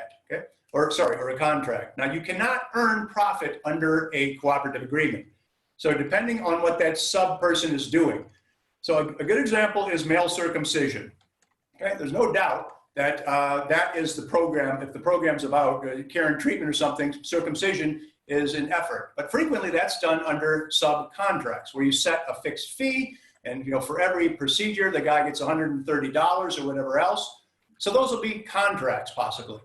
Okay, there you're gonna have to work with your agreement officer on making sure she or he is happy with what you do. Okay, as an auditor, what I care about is, did you get value for money? Okay, and did you compete it? We frequently see this. You know, I want to see that you got the best price you could for your project. So if you in that example, if you're going to go out, I want to see how did you canvass that the doctors are going to do it for 120 versus 150. I want to see competition in contracts. Okay. Next question. Sure, next question. May we update fringe benefits according to the country because they change sometimes. E.g., in DRC, they more than what is qualified. Yeah, if the rules change, you got to change with them. You have to follow the rules of your country. Matter of fact, that would be a problem if you didn't. Okay, you can't say to your employees, "Oh, well, you know, we've got a USAID contract or award, and they don't allow it." That's not true. USAID will always respect and work with the laws of the country. So, yeah, can you change it? Absolutely. Okay, let me just get on. Sorry, go ahead. One more. If subcontracts are possible under assistance instruments, should we always charge such subcontracts or subawards? If so, what repercussions does a PR face if they charge such subcontracts to direct costs or activities? Yeah, I think we answered that in the one just before. Is it allowed? Yes. Frequently, again, depending on what that service is, it would logically be a contract. Okay. One more time, you can't earn profit under an award, a subaward. So yes, is it possible? Yes. You'd have to get prior approval? Yes. What line item it goes on, it goes down there under subcontract, subawards, but you certainly would distinguish that very clearly in your proposal. Okay, well, let's leave it at that just so we can get through the slides, and then I'll take as many questions as we can. Okay, so some of what you're asking about, well, let's talk about direct and indirect costs. Okay, we certainly, this could be a one-day course, but where one finds the distinctions is in your cost principles. 2 CFR 200-413 is all about direct costs, and 414 is where one talks about indirects or NICRAs or percentages and things like that. Okay, conceptually, insofar as you can charge costs directly, do so. If you can break them down and allocate them, as we said, rent can become a direct or other direct cost if you can define it. Okay, things like trustees' fees, those are logical, maybe indirects because it's not so easy to define it. But insofar as you can strategically define it and allocate it, you should try to get it to be a direct cost. Okay, you need to understand direct and indirect for the 10% de minimis that we're jumping into now. What happens is the rules as we see, and USAID is just in their mandatory standard provision added a provision now, a new one, number 5. They slipped it in the middle where the indirects are, and it is on 10% de minimis. So we'll talk a little bit about that. But conceptually, and it doesn't happen too often overseas, but conceptually, once you've got your 10% and you're understanding the indirect space, you are allowed to ask for a NICRA, negotiated indirect cost rate agreement. Now, the challenge with that is historically, agreement officers overseas didn't issue NICRAs. It's done by a group called CAS in Washington. They're experts, okay? So for them, that's what they do. For AOs overseas and COs, contracting officers, I have great empathy because they weren't necessarily trained to do this stuff, okay? So start with your 10% de minimis, and let's talk about applying for a NICRA. Okay, let's go here.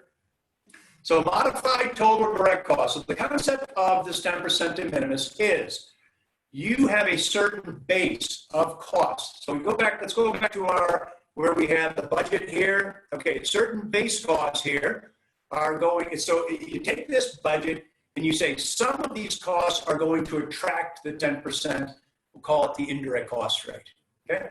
And some are not, okay? So personnel, yes. Fringe, yes. Travel, yes. Equipment, no. You don't get the 10% de minimis on top of equipment. Supplies, yes. Subawards, only the first 20. It's a bit of a calculation there. Only the first $25,000 of a subaward is you get the 10% on. Everything over that you have to exclude. Okay? And then ODCs, it depends. We assume yes. Okay? So if you take the total here, 285, and you take out the 15,000 for equipment, you'd have $275,000 as your base MTDC. And on top of that, you get your 10%. So that's what that is. So this 285 minus the 15 equipment equals 270, and that's 10% is 27,000. You add that, and that is what the 10% de minimis is. Okay, let me get back over here. So, that's the original formal definition here. Okay, now subsequent to this, there's the group who put these rules together is an OMB group called COFAR, Council on Financial Assistance Reform. They refined this, and in the definition here, I cut and pasted it for you or retyped it, but here there's Q&A, and I'm happy to send this on to anyone if they want it. There's a lot of very valuable information in this on interpreting the uniform guidance. And here was the question. Basically, the first question is, and I agree with the questioner, it's hard to define what is the base, because the inclusion part is limited. And we'll even go here, what it says. So this basically has two sentences. MTDC means or includes certain things. Then it says MTDC excludes certain things.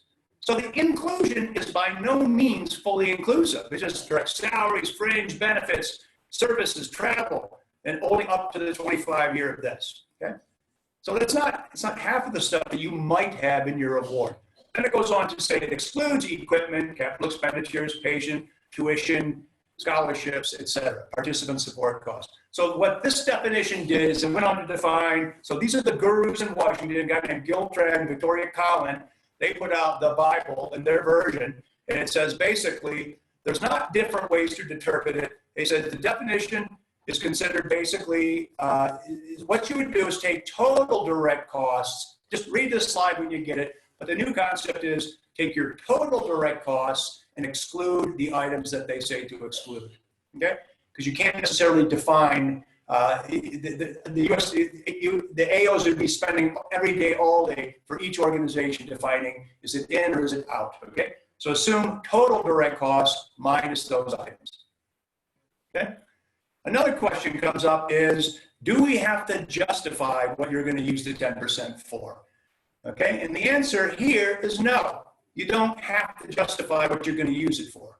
Okay, and unfortunately, in the new mandatory standard provision, it sort of suggests that you will. Okay, but this is from the top, and also I'm going to tempt fate here and to show you. Let me just stop sharing for a second and get share screen and go to what USAID. Well, let's just see here. Okay, here's the frequently asked questions. I'll tell you what, we're not going to go there because we're not going to be able to get back in time. But basically, USAID India has a screen that I'll attach it in the Q&A, and they make it quite clear. USAID India is they have a leading organization concept where they work with other missions in Asia and put out some pretty good guidance. And in there, it says you don't have to justify. The mission cannot ask you recipient what you're going to use the 10% for. Okay, but USAID in the new guidance that came out May 22nd, just last month, it sort of suggests you're going to justify it. Okay, I'm still working with AOs trying to get guidance from Washington with other people who are who spend their lives doing this stuff. But the bottom line is you can elect to have your 10%. As an auditor, I'm going to say justify to me that you got the MTDC correct, the base. Get the base correct. Make sure everything in the base is allowable. Ask for your 10%. Okay? The 10% is not audited. At the end of the year, I don't come to say, what did you spend that on? Okay? All I'm going to say is, when you ask for that 10% each month, did you have your base correct? Did you spend salaries? Did you spend the fringe benefit? Did you spend the travel money? Great. Now you get your 10% on top of that. Okay? So that's what we audit. We don't audit the 10%. A NICRA is audited, but the 10% is not. Okay? So you're going to want your 10% de minimis. Just do the calculation correctly. Okay. Okay, so this is just sort of a summary here. USAID, it's an election, as it says. So we write down 2 CFR 200.414, subsection F. Okay, and that's where you go to find this. So your job is to calculate it correctly. Okay.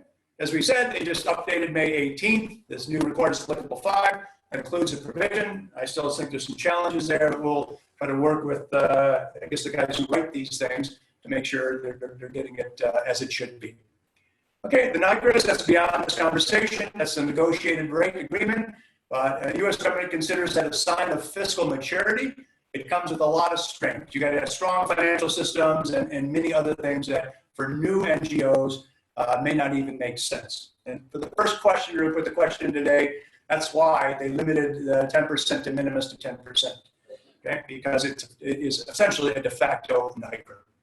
Okay, so to do that, we have what I call a cost policy statement. Now, this is the first step that you would do if you were going to go for a NICRA.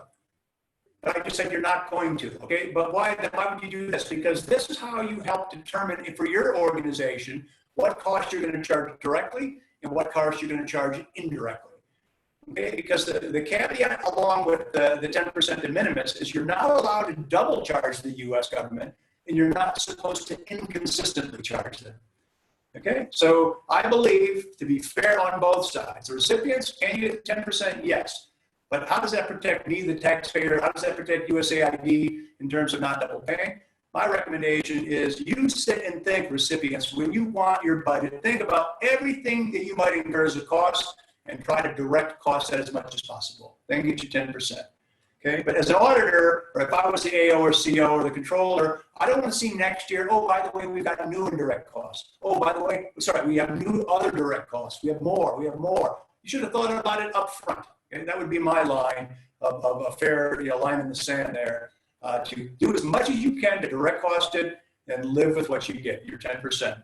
Don't try to nickel and dime the government every year to add more and more and more direct costs. Okay? So this process here, this cost policy statement, is where you can start defining, okay, here's our policy for travel. When our chief of party flies to Washington for the AIDS conference or to Australia or Egypt or something, okay? That's not a direct cost. That's an indirect cost, okay? If he or she's flying to the project site, as you said, once a quarter, that's a direct cost, okay? So certain type of costs may be direct or indirect. It's your job to define those. Okay, I think we're getting on to some later slides now. Jeff, are you driving as well? Should see here, I think for some reason we glitched. So, Jeff, you could just tell me what that next slide is.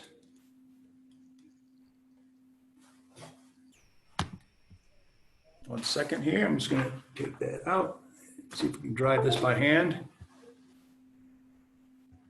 Okay, so questions on the 10% de minimis? Anyone? You know what? Okay, let's park that for a second. I just want to go through the last couple slides here. I think we are at 4 o'clock now coming up. So what I'm going to do is just quickly go through these. The rest of these slides are pretty straightforward. It's not rocket science, okay?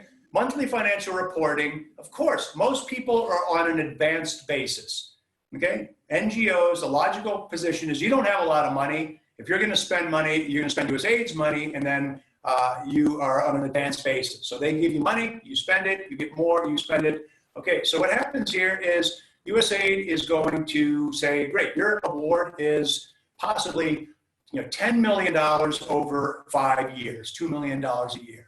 Okay, well, that's the plan. That's not necessarily how it's going to play out. So what happens is you can only spend what's your obligation. And each year, USAID gets funded annually. Okay, USAID gets some money from Congress. That's what they're right now. Matter of fact, they're going to be late this year as well. Again, on the foreign appropriations bill. So, but regardless, USAID each agency only gets so much money, and so they have to wait to get it from Congress. So you're not going to get 10 million or even access to 10 million. So if your award, as I said, 10 million planned, 2 million a year, your first year, they may say, great, we're obligating 700,000 to start with. Go play with that money, spend that, show us you can manage it. Okay, so that's what you're always looking at, your obligation. Your obligation, you can never spend more than your agreement officer obligated you. Never spend more, okay? Big mistake. Because the U.S. government, are they likely not to pay you? No, but it's a very bad thing to pay, to spend more than you were authorized to spend. So each month, and I think this is an example from one of our clients that basically, I think USAID is giving them now, it's a structured way to say how much our total budget is, how much we've been obligated, how much have we spent to date, how much do we need this period, how much is that going to leave remaining?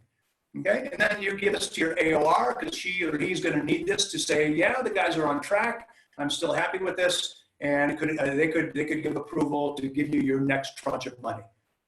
Okay, so basically, it's continually reporting to USAID what we're spending here. Okay, let's go to the next slide. Okay, read your award. Your award, your Schedule A has all of this information in it. What forms to use, which dates to submit.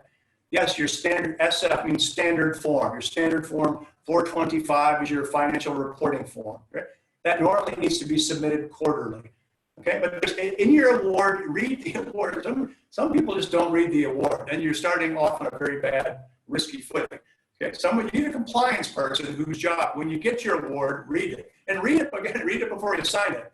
Okay, but regardless, I'm assuming the U.S. government is going to give you what you agreed to in your proposal.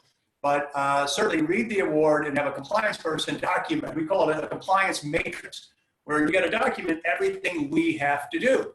And anywhere it says must in your award, you must do that. Okay? That's the auditor's hat. I'm not going to put it on, but we look for all the musts. You should do. Do a search on your award, document all the musts, assign responsibilities and deadlines. Okay, so that is really what the financial reporting is about. Here's a form, as I said, you say monthly financial reporting, but normally this is quarterly, unless your agreement officer demands more, but they're not supposed to. So it'd be a quarterly SF 425. This is just a form where you keep the government informed on how much you've spent. And it's also important what we call liquidations, to actually document for the controller's office, OFM, Office of Financial Management, how you spent that money by line item. That would probably be more relevant to these back up in here, okay? Where each month you say, here's how much we spent on salaries or fringe or whatever else. Depending on your mission, they may want some form of documentation. Let's talk about here briefly, if you're a prime and you've got subs, okay, one of the requirements of a prime is to ensure you have access to your subs records. That's part in the first part of that 331, I think it's D or E, it says you must ensure that you have access to your sub records. And this could pose problems if your sub is one of the large U.S. organizations that previously was your prime. And they're saying, we're perfect. We used to be your prime, and now you're asking us to show us our records? The answer is yes. Okay, you have to do it, and you have to, because remember, you're responsible for all the money that flows through you. So certainly, one of the requirements is getting access to your subs records. Okay, that sort of stuff would be in the financial reporting form. And the final thing is just pipeline and burn rates. I'm gonna give this a little bit of a miss because if you're doing proper analysis of your monthly reporting, and you're on top of that, burn rate is, you're gonna know the burn rate is the concept of how we are doing for our entire project. Okay, but I think under PEPFAR, there's some pretty good controls here. The important point on these last couple slides is not to get, there's a calculation here that you're going to get when you get these slides. But the concept is you never want to get caught short. Okay? You need to let your agreement officer and AOR, especially your AO, know if you're going to need money. So you might be clipping along in your project, and then in year 2, all of a sudden, you're going to start opening mobile clinics, or you're going to have to build a clinic, or you're going to do something. Well, that's a change in your burn, and make sure well in advance USAID knows this. You're allowed to ask 3 months in advance to notify them of your needs, and there's no reason not to do that. If it's going to be bumpy, certainly you want to manage the bumps. Okay, I think that was pretty much the show time here, so I'm going to open it up for questions and any. I don't think it's the final poll yet. I just want to make sure Mary or Grace, the poll comes. When do you want to do that the final poll? And I can do Q&A without any slides. Okay. So great. let me start with questions, and then you can put the poll up. You said you wanted the poll at least a half hour-ish before the end of the conference. We're still at about 150 people on. So probably now is a good time to do your poll, and I will answer Q&A from Mary. Okay. Grace and thank you, Doug. Grace and Jeff will facilitate the poll, and I will read the questions for you.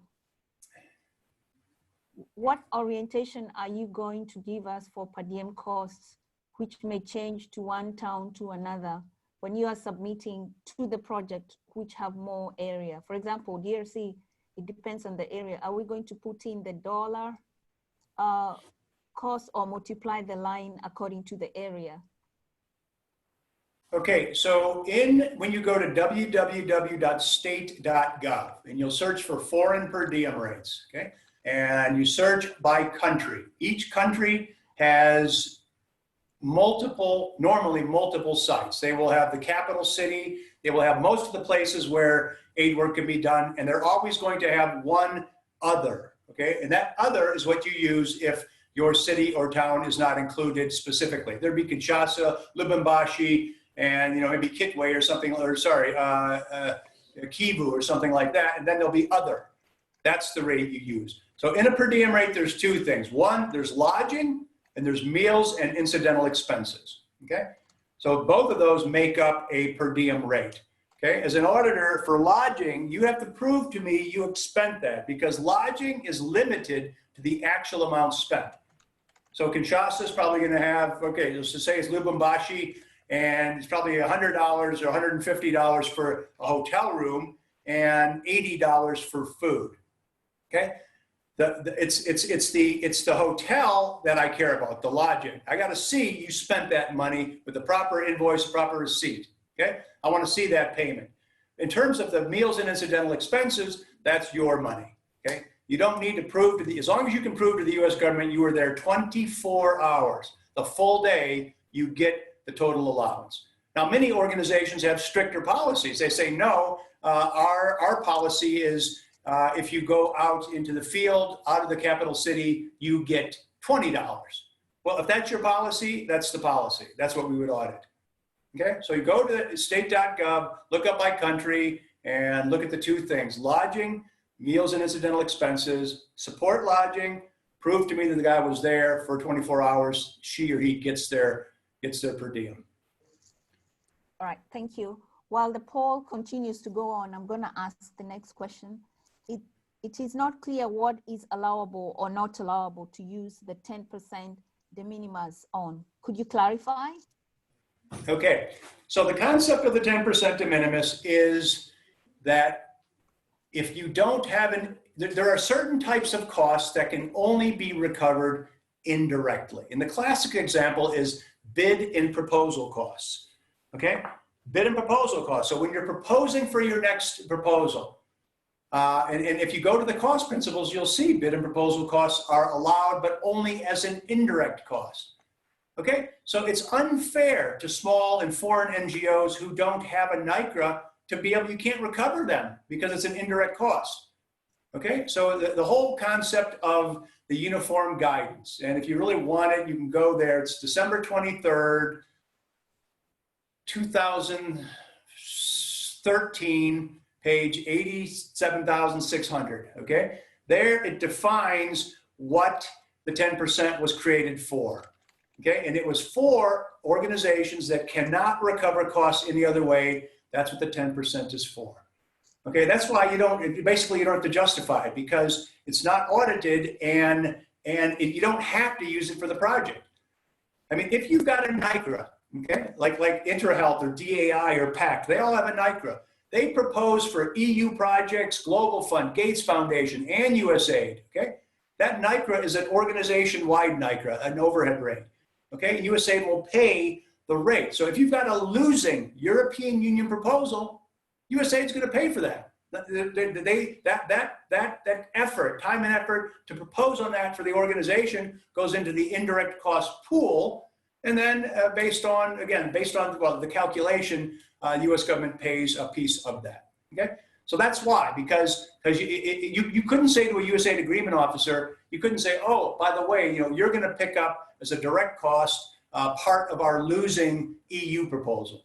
He's gonna say it's not allocable. There's no reason to allocate that as a direct cost, okay? So that's what the 10% is for. It's basically to make up for costs that the organization can't recover directly, okay? All right, next question while the poll is still ongoing. For an item of fixed asset in nature with cost above 5,000, which is in approved budget, do we necessarily have to ask for pre-approval when we're buying? I don't think so. You can double check, but I look under equipment. It's under the mandatory standard provisions and the cost principle, so it's in both places. I don't believe, if it's not one of those specific things, pharmaceuticals, if it's not, vehicles was one thing, okay? But our earlier discussion was generators. I don't believe generators would be something you must get prior approval for. But make sure you put it in your budget, right? I would put it in there and saying, we need generators. Yes, because of this. There's power outages in South Africa and many places. So justify it up front. And if you justify it, and again, as we say twice, it says you can get prior approval even if you don't have to. And to me, that's the safest thing to do. If you're not sure, ask. Okay? Okay, next question, while the poll is still ongoing. If we have a cost share, a cost in kind, which measures are we going to comply with in order to respect audit requirements? Is that the question? Yes. Sorry, say it again. I thought they said we have a cost share. Sorry, go ahead. No worries, I'll read it again. If we have a cost share, a cost in kind, which measures are we going to comply with in order to respect audit questions? Yeah, okay, so most cost share is met by in-kind contributions. You could have two, but you know, most, I'll say here in South Africa, for example, the government pays for the pharmaceuticals, for the ART, okay? So what we have to do is calculate, if the government pays for it, the project didn't have to pay. So that's a classic example of in-kind contribution. So what we wearing the auditor hat, we want to say we had a client that did this, say, oh yeah, government paid. Well, how much? Okay, so the whole point is I want to see how many people were on therapy, okay? And then what's the value of that? So if it's 500 people on therapy, what's the value per month or per year or per whatever for that organization? 500 times the cost is the value we got from the government.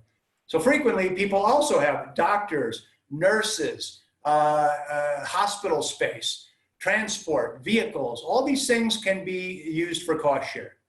So it doesn't certainly have to be it doesn't have to be real money. Most of it is in kind. Okay. All right, while the poll is still ongoing, another question. I noticed you typed in unnecessary fines and penalties. What do you mean by unnecessary? I thought all fines and penalties seem like unnecessary is a qualifier. Well, for example, in many, I'll give you an example in South Africa here, okay? There's actually two cost principles on this. Look at both of them. There's sort of legal costs and fines and penalties, read both of them. But you know, conceptually, as I said, you must follow the rules of the country.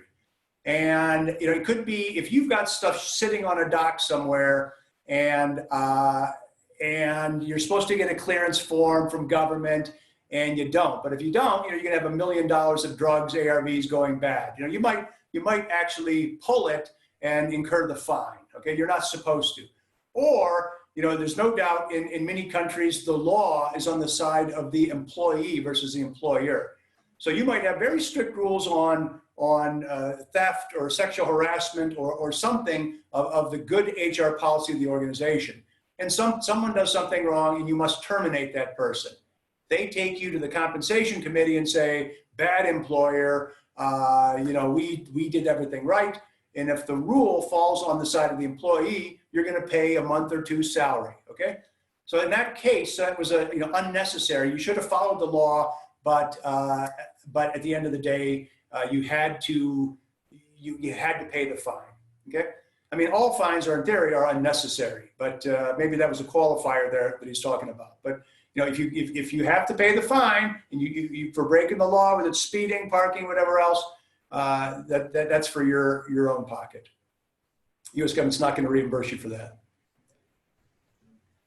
Okay, next question. Can the already submitted budget be adjusted to meet emerging issues such as COVID-19 disasters? Yeah, okay, so twice a week, Clint Kavanaugh, based in Washington, puts out these information, these fantastic COVID updates. Certainly if you're not on that list right now, get on it or ask anyone else on the call, but you should be on that COVID-19 update. Okay, so those things are filled with all the Q&As that you could ever ask. Should salaries and fringe always be 40% of the budget? Can it be more? Well, no, salaries and fringe, well, okay, fringe should be whatever your organization has to pay to be legal. So again, you might have unemployment insurance, or you might have various types of things. Frequently, some countries demand you have a medical, some sort of medical plan. Some demand other things. So again, you have to meet the absolute requirements of the country, and then organizations could have voluntary things. So again, as an auditor, I can't say you should or shouldn't have a pension plan, but I'm saying if you do, I want to make sure that it's not just for the people who are on the USAID project. It's for all employees of the organization. They don't necessarily, it's called a smorgasbord where you pick from a menu. But basically, 40% is no magic number. I think that's, for many NGOs, that might even be high, local NGOs. Okay, but there's no one right or wrong number for fringe benefits.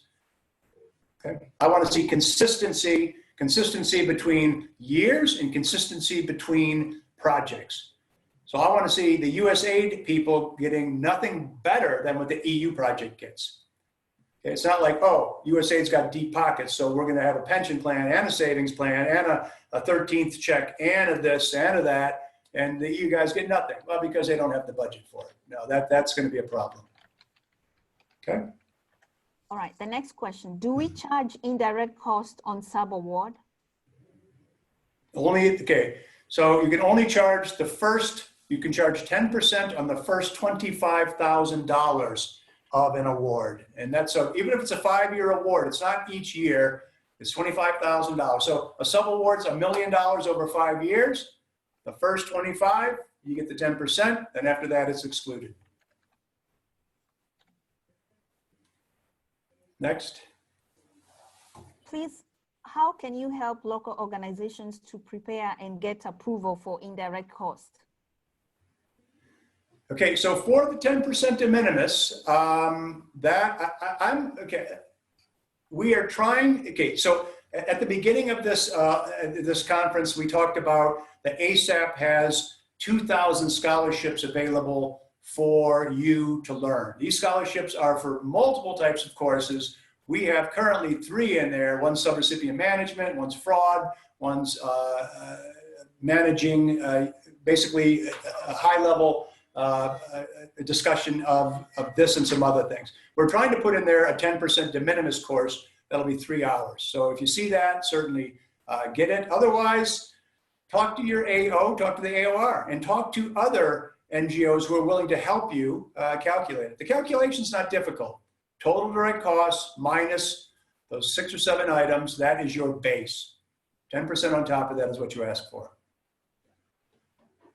How can we? But do look at the fantastic offering. As I said before, I've been working with USAID projects for 39 years. I started with a Cairo mission in 1982.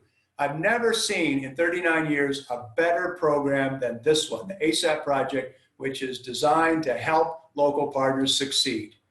Okay, never. They're making so much funding and so many resources from IntraHealth, DAI, PACT, and the rest of the consortium for you to succeed.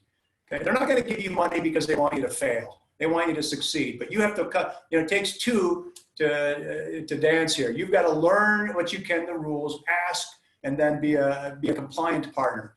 But the whole point isn't to give you money to take it back. They don't want you to fail. They want you to succeed. So learn. Take all these scholarships that you can.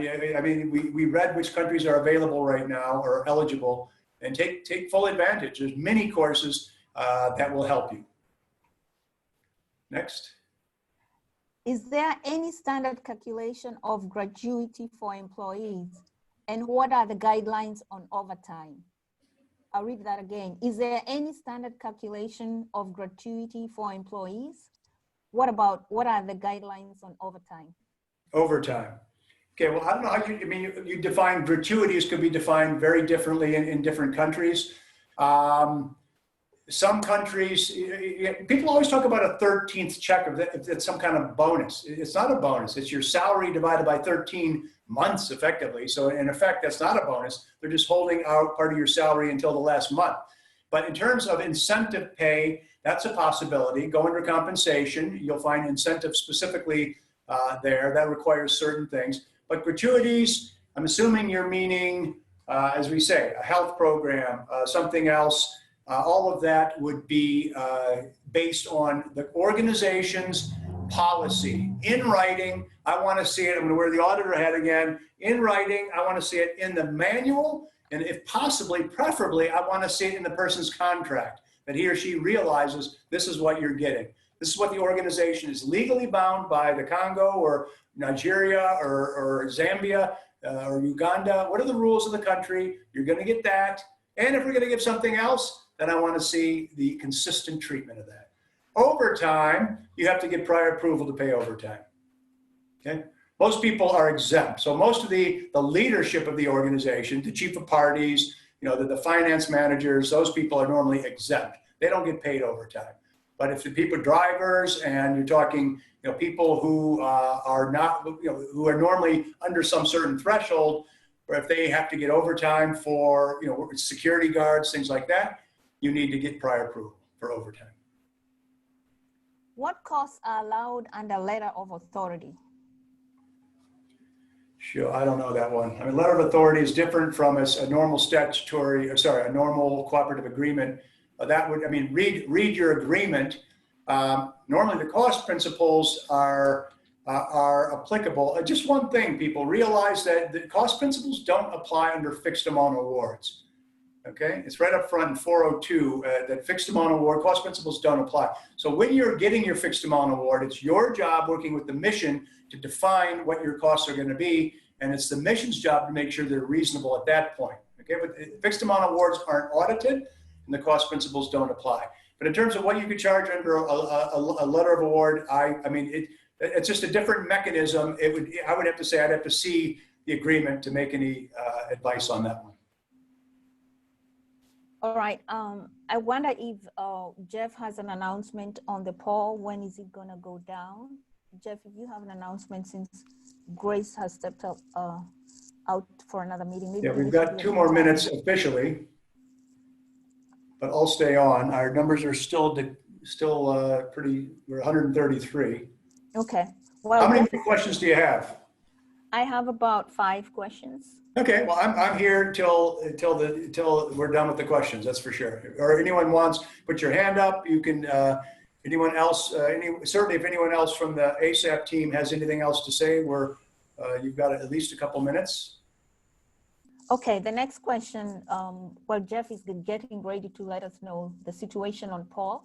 Yeah. On the poll, if the prime charges 10% de minimis on the sub-award, does that not affect the 10% for the sub-awardee? No. Okay, so the sub-awardee gets their own 10%, which just becomes a part of the cost to the prime. So the prime will have a line item for subs, okay?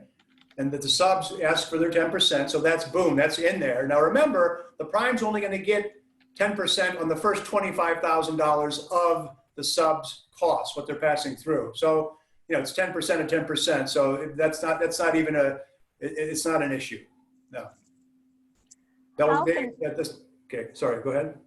How can we determine materiality during a USAID audit? So this certainly put the auditor hat on here. Okay, so materiality is defined by the auditor.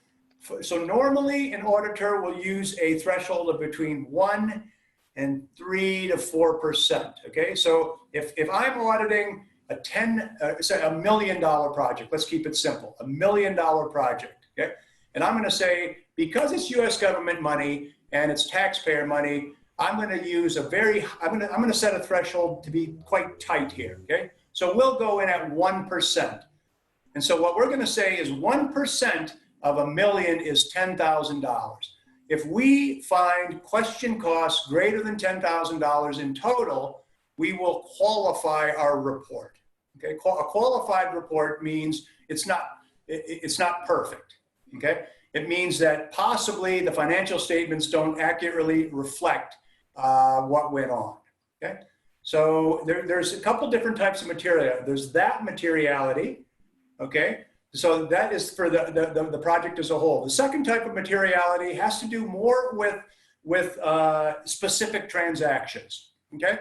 And that is where what happens is every 6 months, every inspector general goes in front of Congress. It's called the semi-annual report to Congress, and they have to report all the findings from all over the world of what the auditors found. Okay, so what happens is what the missions record is every finding greater than $1,000, and that sort of works its way up into this consolidated report.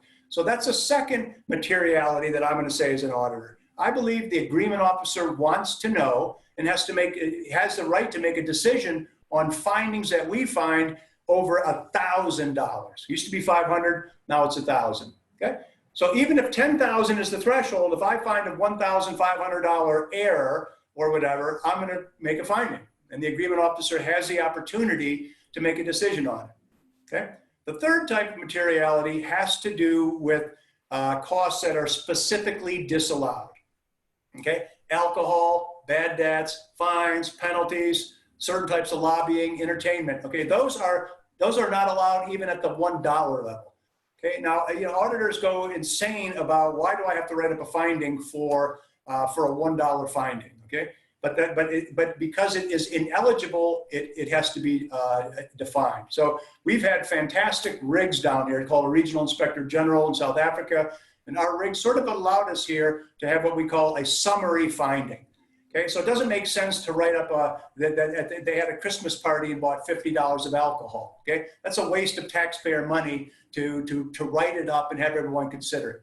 So for those minor items, what I call the rats and mice, we would have a single finding under other direct costs saying these were not allowed: alcohol, bad debts, fines, all this stuff. I'd go so far as to say December 22nd, they had a Christmas party, bought a $50 bottle of X, not allowable. Okay. Now the recipients, if you want to fight that, you're actually starting down probably a pretty bad path with the U.S. government to try to fight, whether the Christmas party was allowed or whatever else. Okay. So that's materiality. Overarching per $1,000 and ineligible, specifically ineligible costs. Okay. Is 10% de minimis auditable? No, it defines that. It said as I said, that reference I gave you before, page 78,600, it said it is not subject to review. Okay, but again, I put the auditor hat, I might put it back on, but I do care that you're not double charging. So, and that's hard to, how do I know if you're double charging if I can't audit you? So that's why I'm saying, to be fair to the government, fair to the recipient, I would like to see you set the rule that define your ODCs up front. Think about everything, charge them as ODCs, take your 10%, and then live with it. Okay, I mean, that's part of the maturity of dealing with the U.S. government. Okay. All right, 3 more questions. Are subcontracts possible under assistance instruments? Yes, those are, as I said, contracts under grants. So look, what you should do is look up ADS 303. That is the rules and regulations for cooperative agreements. And under that, you will see contracts under grants. What's responsible for that? And that's where you certainly work with your AO. That's got to be prior approved, but it's certainly allowable. Do you have to retire the minimum cost? If yes, what are the acceptable documents to retire it? Well, that's okay. So that's same as the auditing question. So the guidance from USAID, and again, I couldn't pull up the India under Zoom here, but it's not audited.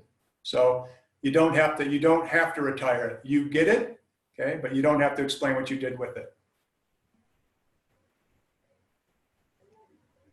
Okay. In your presentation, you referred to organization policy. How come some USAID programs recommend USAID per diem, which is below the budget, and USAID caps?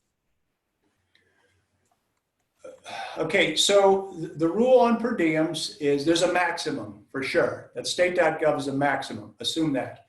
Okay, but that's the rate that the US government uses for its people when they're traveling. There's rules for the continental United States as well, but that's not going to apply to us here. So yes, if you are traveling from Washington to DRC, that's where you go to state.gov and you see what the allowance is. Now, for many organizations, NGOs, and even the international NGOs, okay, you'll have a different rate for in-country and for travel.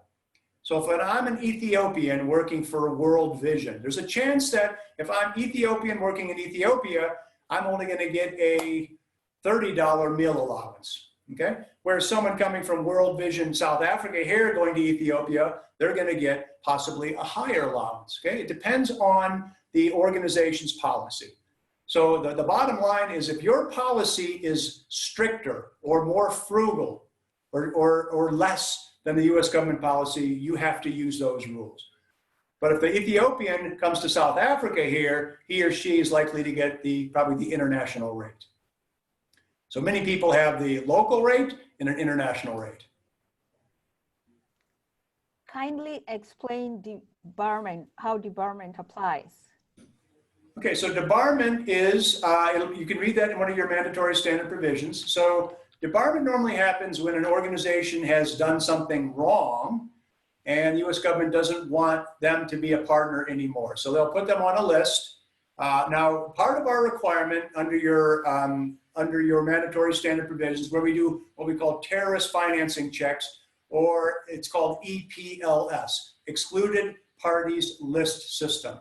This is at your mandatory standard provisions number 12 and 14. 12 is where for every vendor, for every employee, for every interaction you're going to have with the outside world, you must perform this test. It's at sam.gov, www.sam.gov.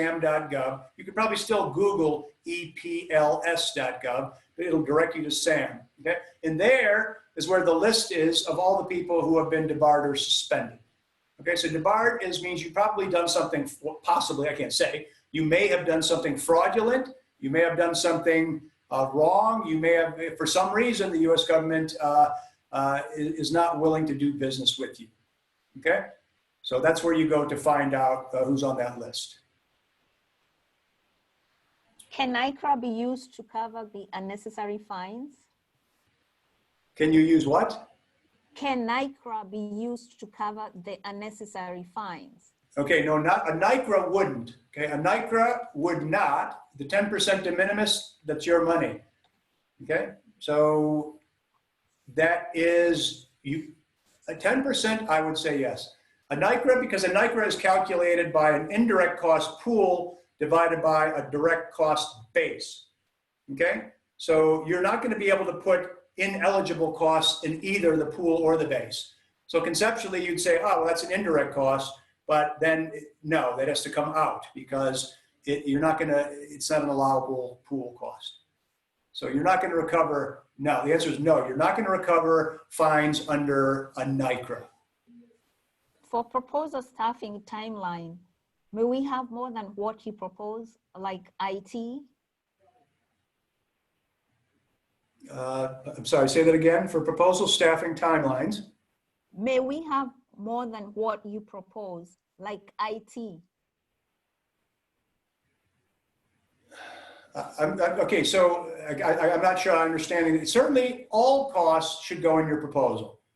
IT is a normal cost, and IT would normally be allocated based on headcount, okay? So assuming everyone in the organization gets a computer, or has what we call a point of presence, where they've got an email address, then yes, then I would say normally IT costs are allocated to projects based on total number of people. Okay, so that is a regular other direct cost.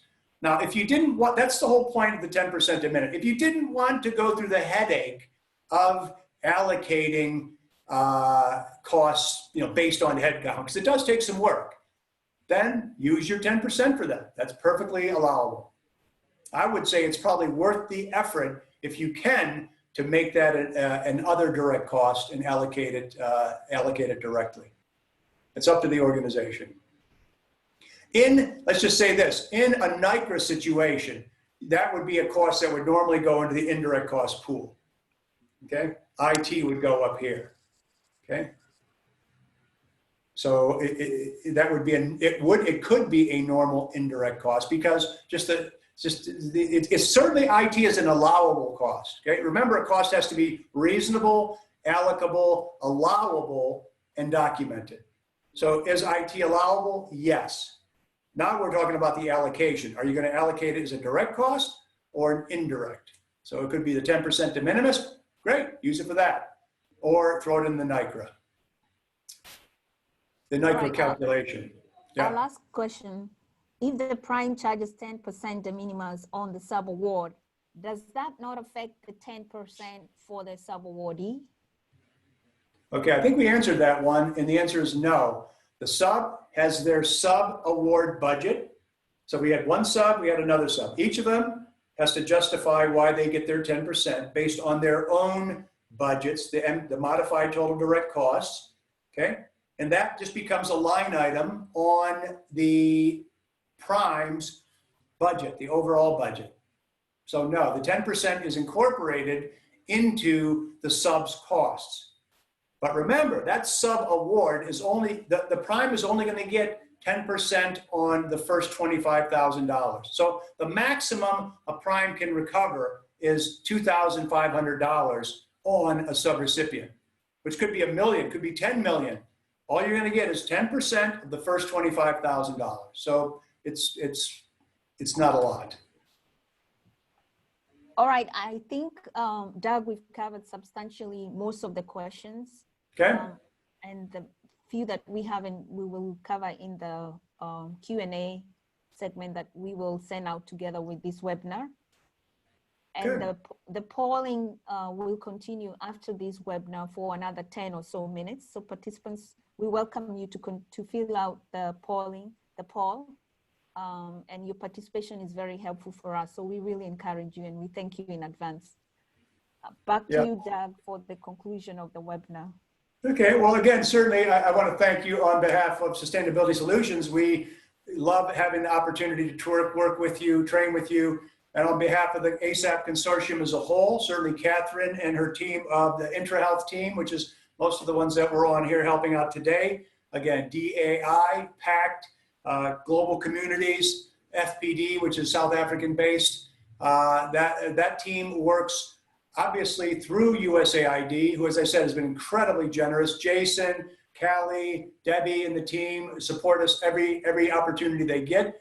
So I think you guys should, the recipients, feel happy that USAID is doing so much to support you, because as I said, they really do want you to be successful. This project is unique. I know there's a couple other ones out there. There's 4 in total, but this one specifically is accelerating your local partners to become primes, and it's a testimonial, or it is so special to see U.S. government doing this for local recipients. And I think, I want to wish you, if you're going to be a prime, and you said, many of you said you're going to be a prime, I'll just finish with that. Be incredibly careful. When you're a prime, you've got a lot of extra responsibilities. I told you where to go, to CFR 200.331. Read those, comply with those. Also, let me just finish. From the CDC point of view, many did say, CDC, you're going to get those funding as well. Okay, that's a different course. Those rules are a little bit different. There is no 10% de minimis there. There is an 8%, they call it an indirect rate, but that is different from the 10% de minimis. Okay, so you really have to read that. Just take this note down. It's 45 CFR 75 414 CII. Okay, that says you get 8%, and that probably will be audited. Okay, so we never badmouth any agency, but as I think you just have to realize that it's a little bit different dealing with CDC funds than it is with USAID funds. Okay, it's not supposed to be different, but the interpretation is different. I told you about that semi-annual report to Congress. Okay, that's where all the question costs go, and the Inspector General has to explain what happened, okay? But regardless of all the costs that we auditors question, the agreement officer, more than in the last semi-annual report, the agreement officer still allowed 90% of the costs that we questioned, okay? Because the agreement officer says, well, that happens, okay? So if you had to pay a fine to get the $1 million of drugs off the deck because they're going to go bad, they say, well, we understand that, okay? We understand that. You got caught basically by the system, okay? So that's why, especially if you're going to get taken to court by the tribunal for employees do the right thing, document it. And the agreement officer ultimately has the authority to allow or disallow, okay? That latitude doesn't seem to come through as much on the CDC side. And I hate to say it. And why is that? Because USAID is a development agency. It was designed for development. So it knows you're not going to be perfect. ASAP knows you're going to make some mistakes. That's why we're trying to help you now. On the CDC front, unfortunately, the mindset is comply. Okay, if you don't comply, you're going to get the money. We're going to pay the money back. So I hate to say it, but we certainly audit both USAID and CDC funds, and it's nothing personal. Okay, you just realize that 99.9% of health and human services money is spent in the states. Okay, 99.9%. CDC gets a tiny bit, and of that tiny bit is spent overseas. So they write the rules for America. So if you're funding the state of New York medical system, and there's a finding with CDC funds, they say, well, get it from the state budget or get it from the city budget, pay us back, okay? That's different, that's a different mindset. A payback mentality is different from a developmental mentality. USAID's into development, CDC, it's not in the name, let's just say that. Okay, so that's my sort of final bit. I wanted to say again, thanks to USAID, thanks to the ASAP. We look forward to seeing you on future webinars. And as Fikre had mentioned earlier, or what you're going to see in a few days, you will see, you can get this this transcript, you can get the slides, and the Q&A will be out quite soon. So with that, I'll turn it. I think we're done. Fikre, or anyone else? Anyone? No? Okay. So No, Jeff, is there any result? Sorry, go ahead. We're good. We're good for now. Okay, Jeff, do you have any results to post, or are you just going to leave it open? How are the people? Okay, well, that's more for an internal, I think. So, okay, everyone, thanks very much. I see we still had 114 on, so have a great day. Thank you. We'll keep the polling open.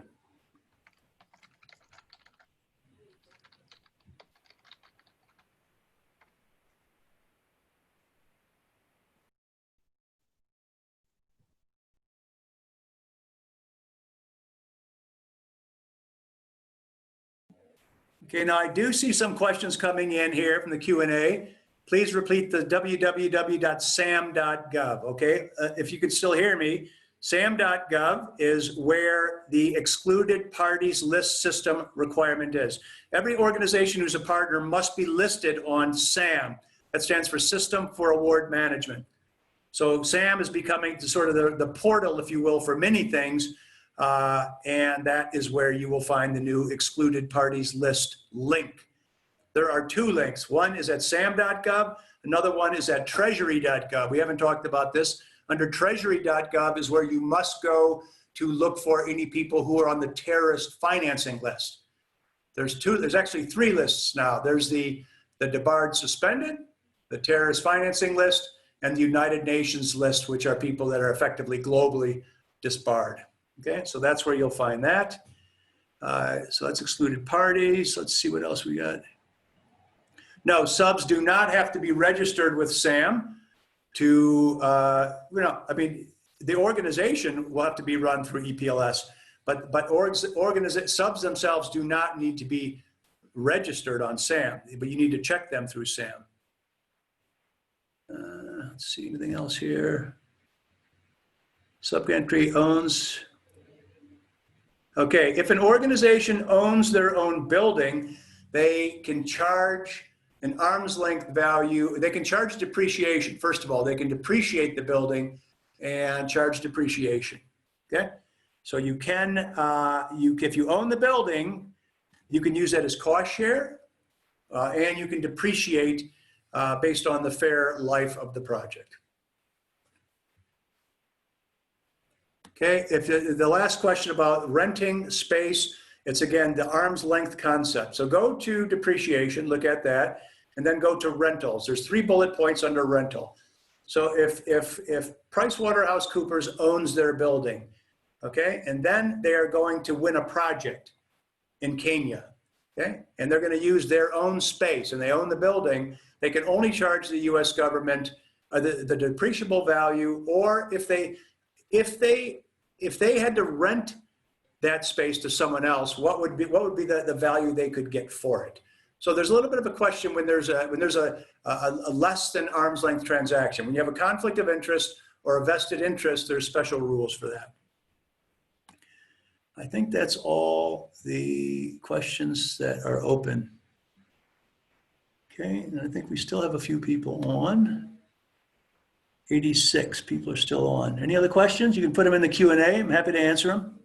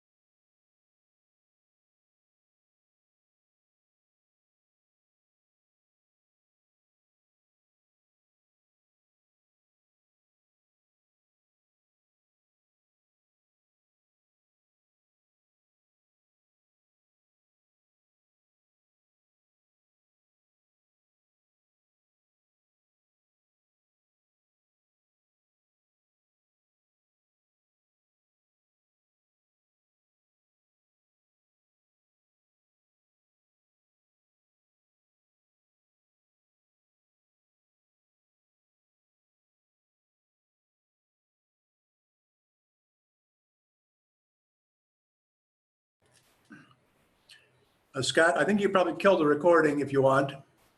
I think we're not going to have any more discussion, I don't believe.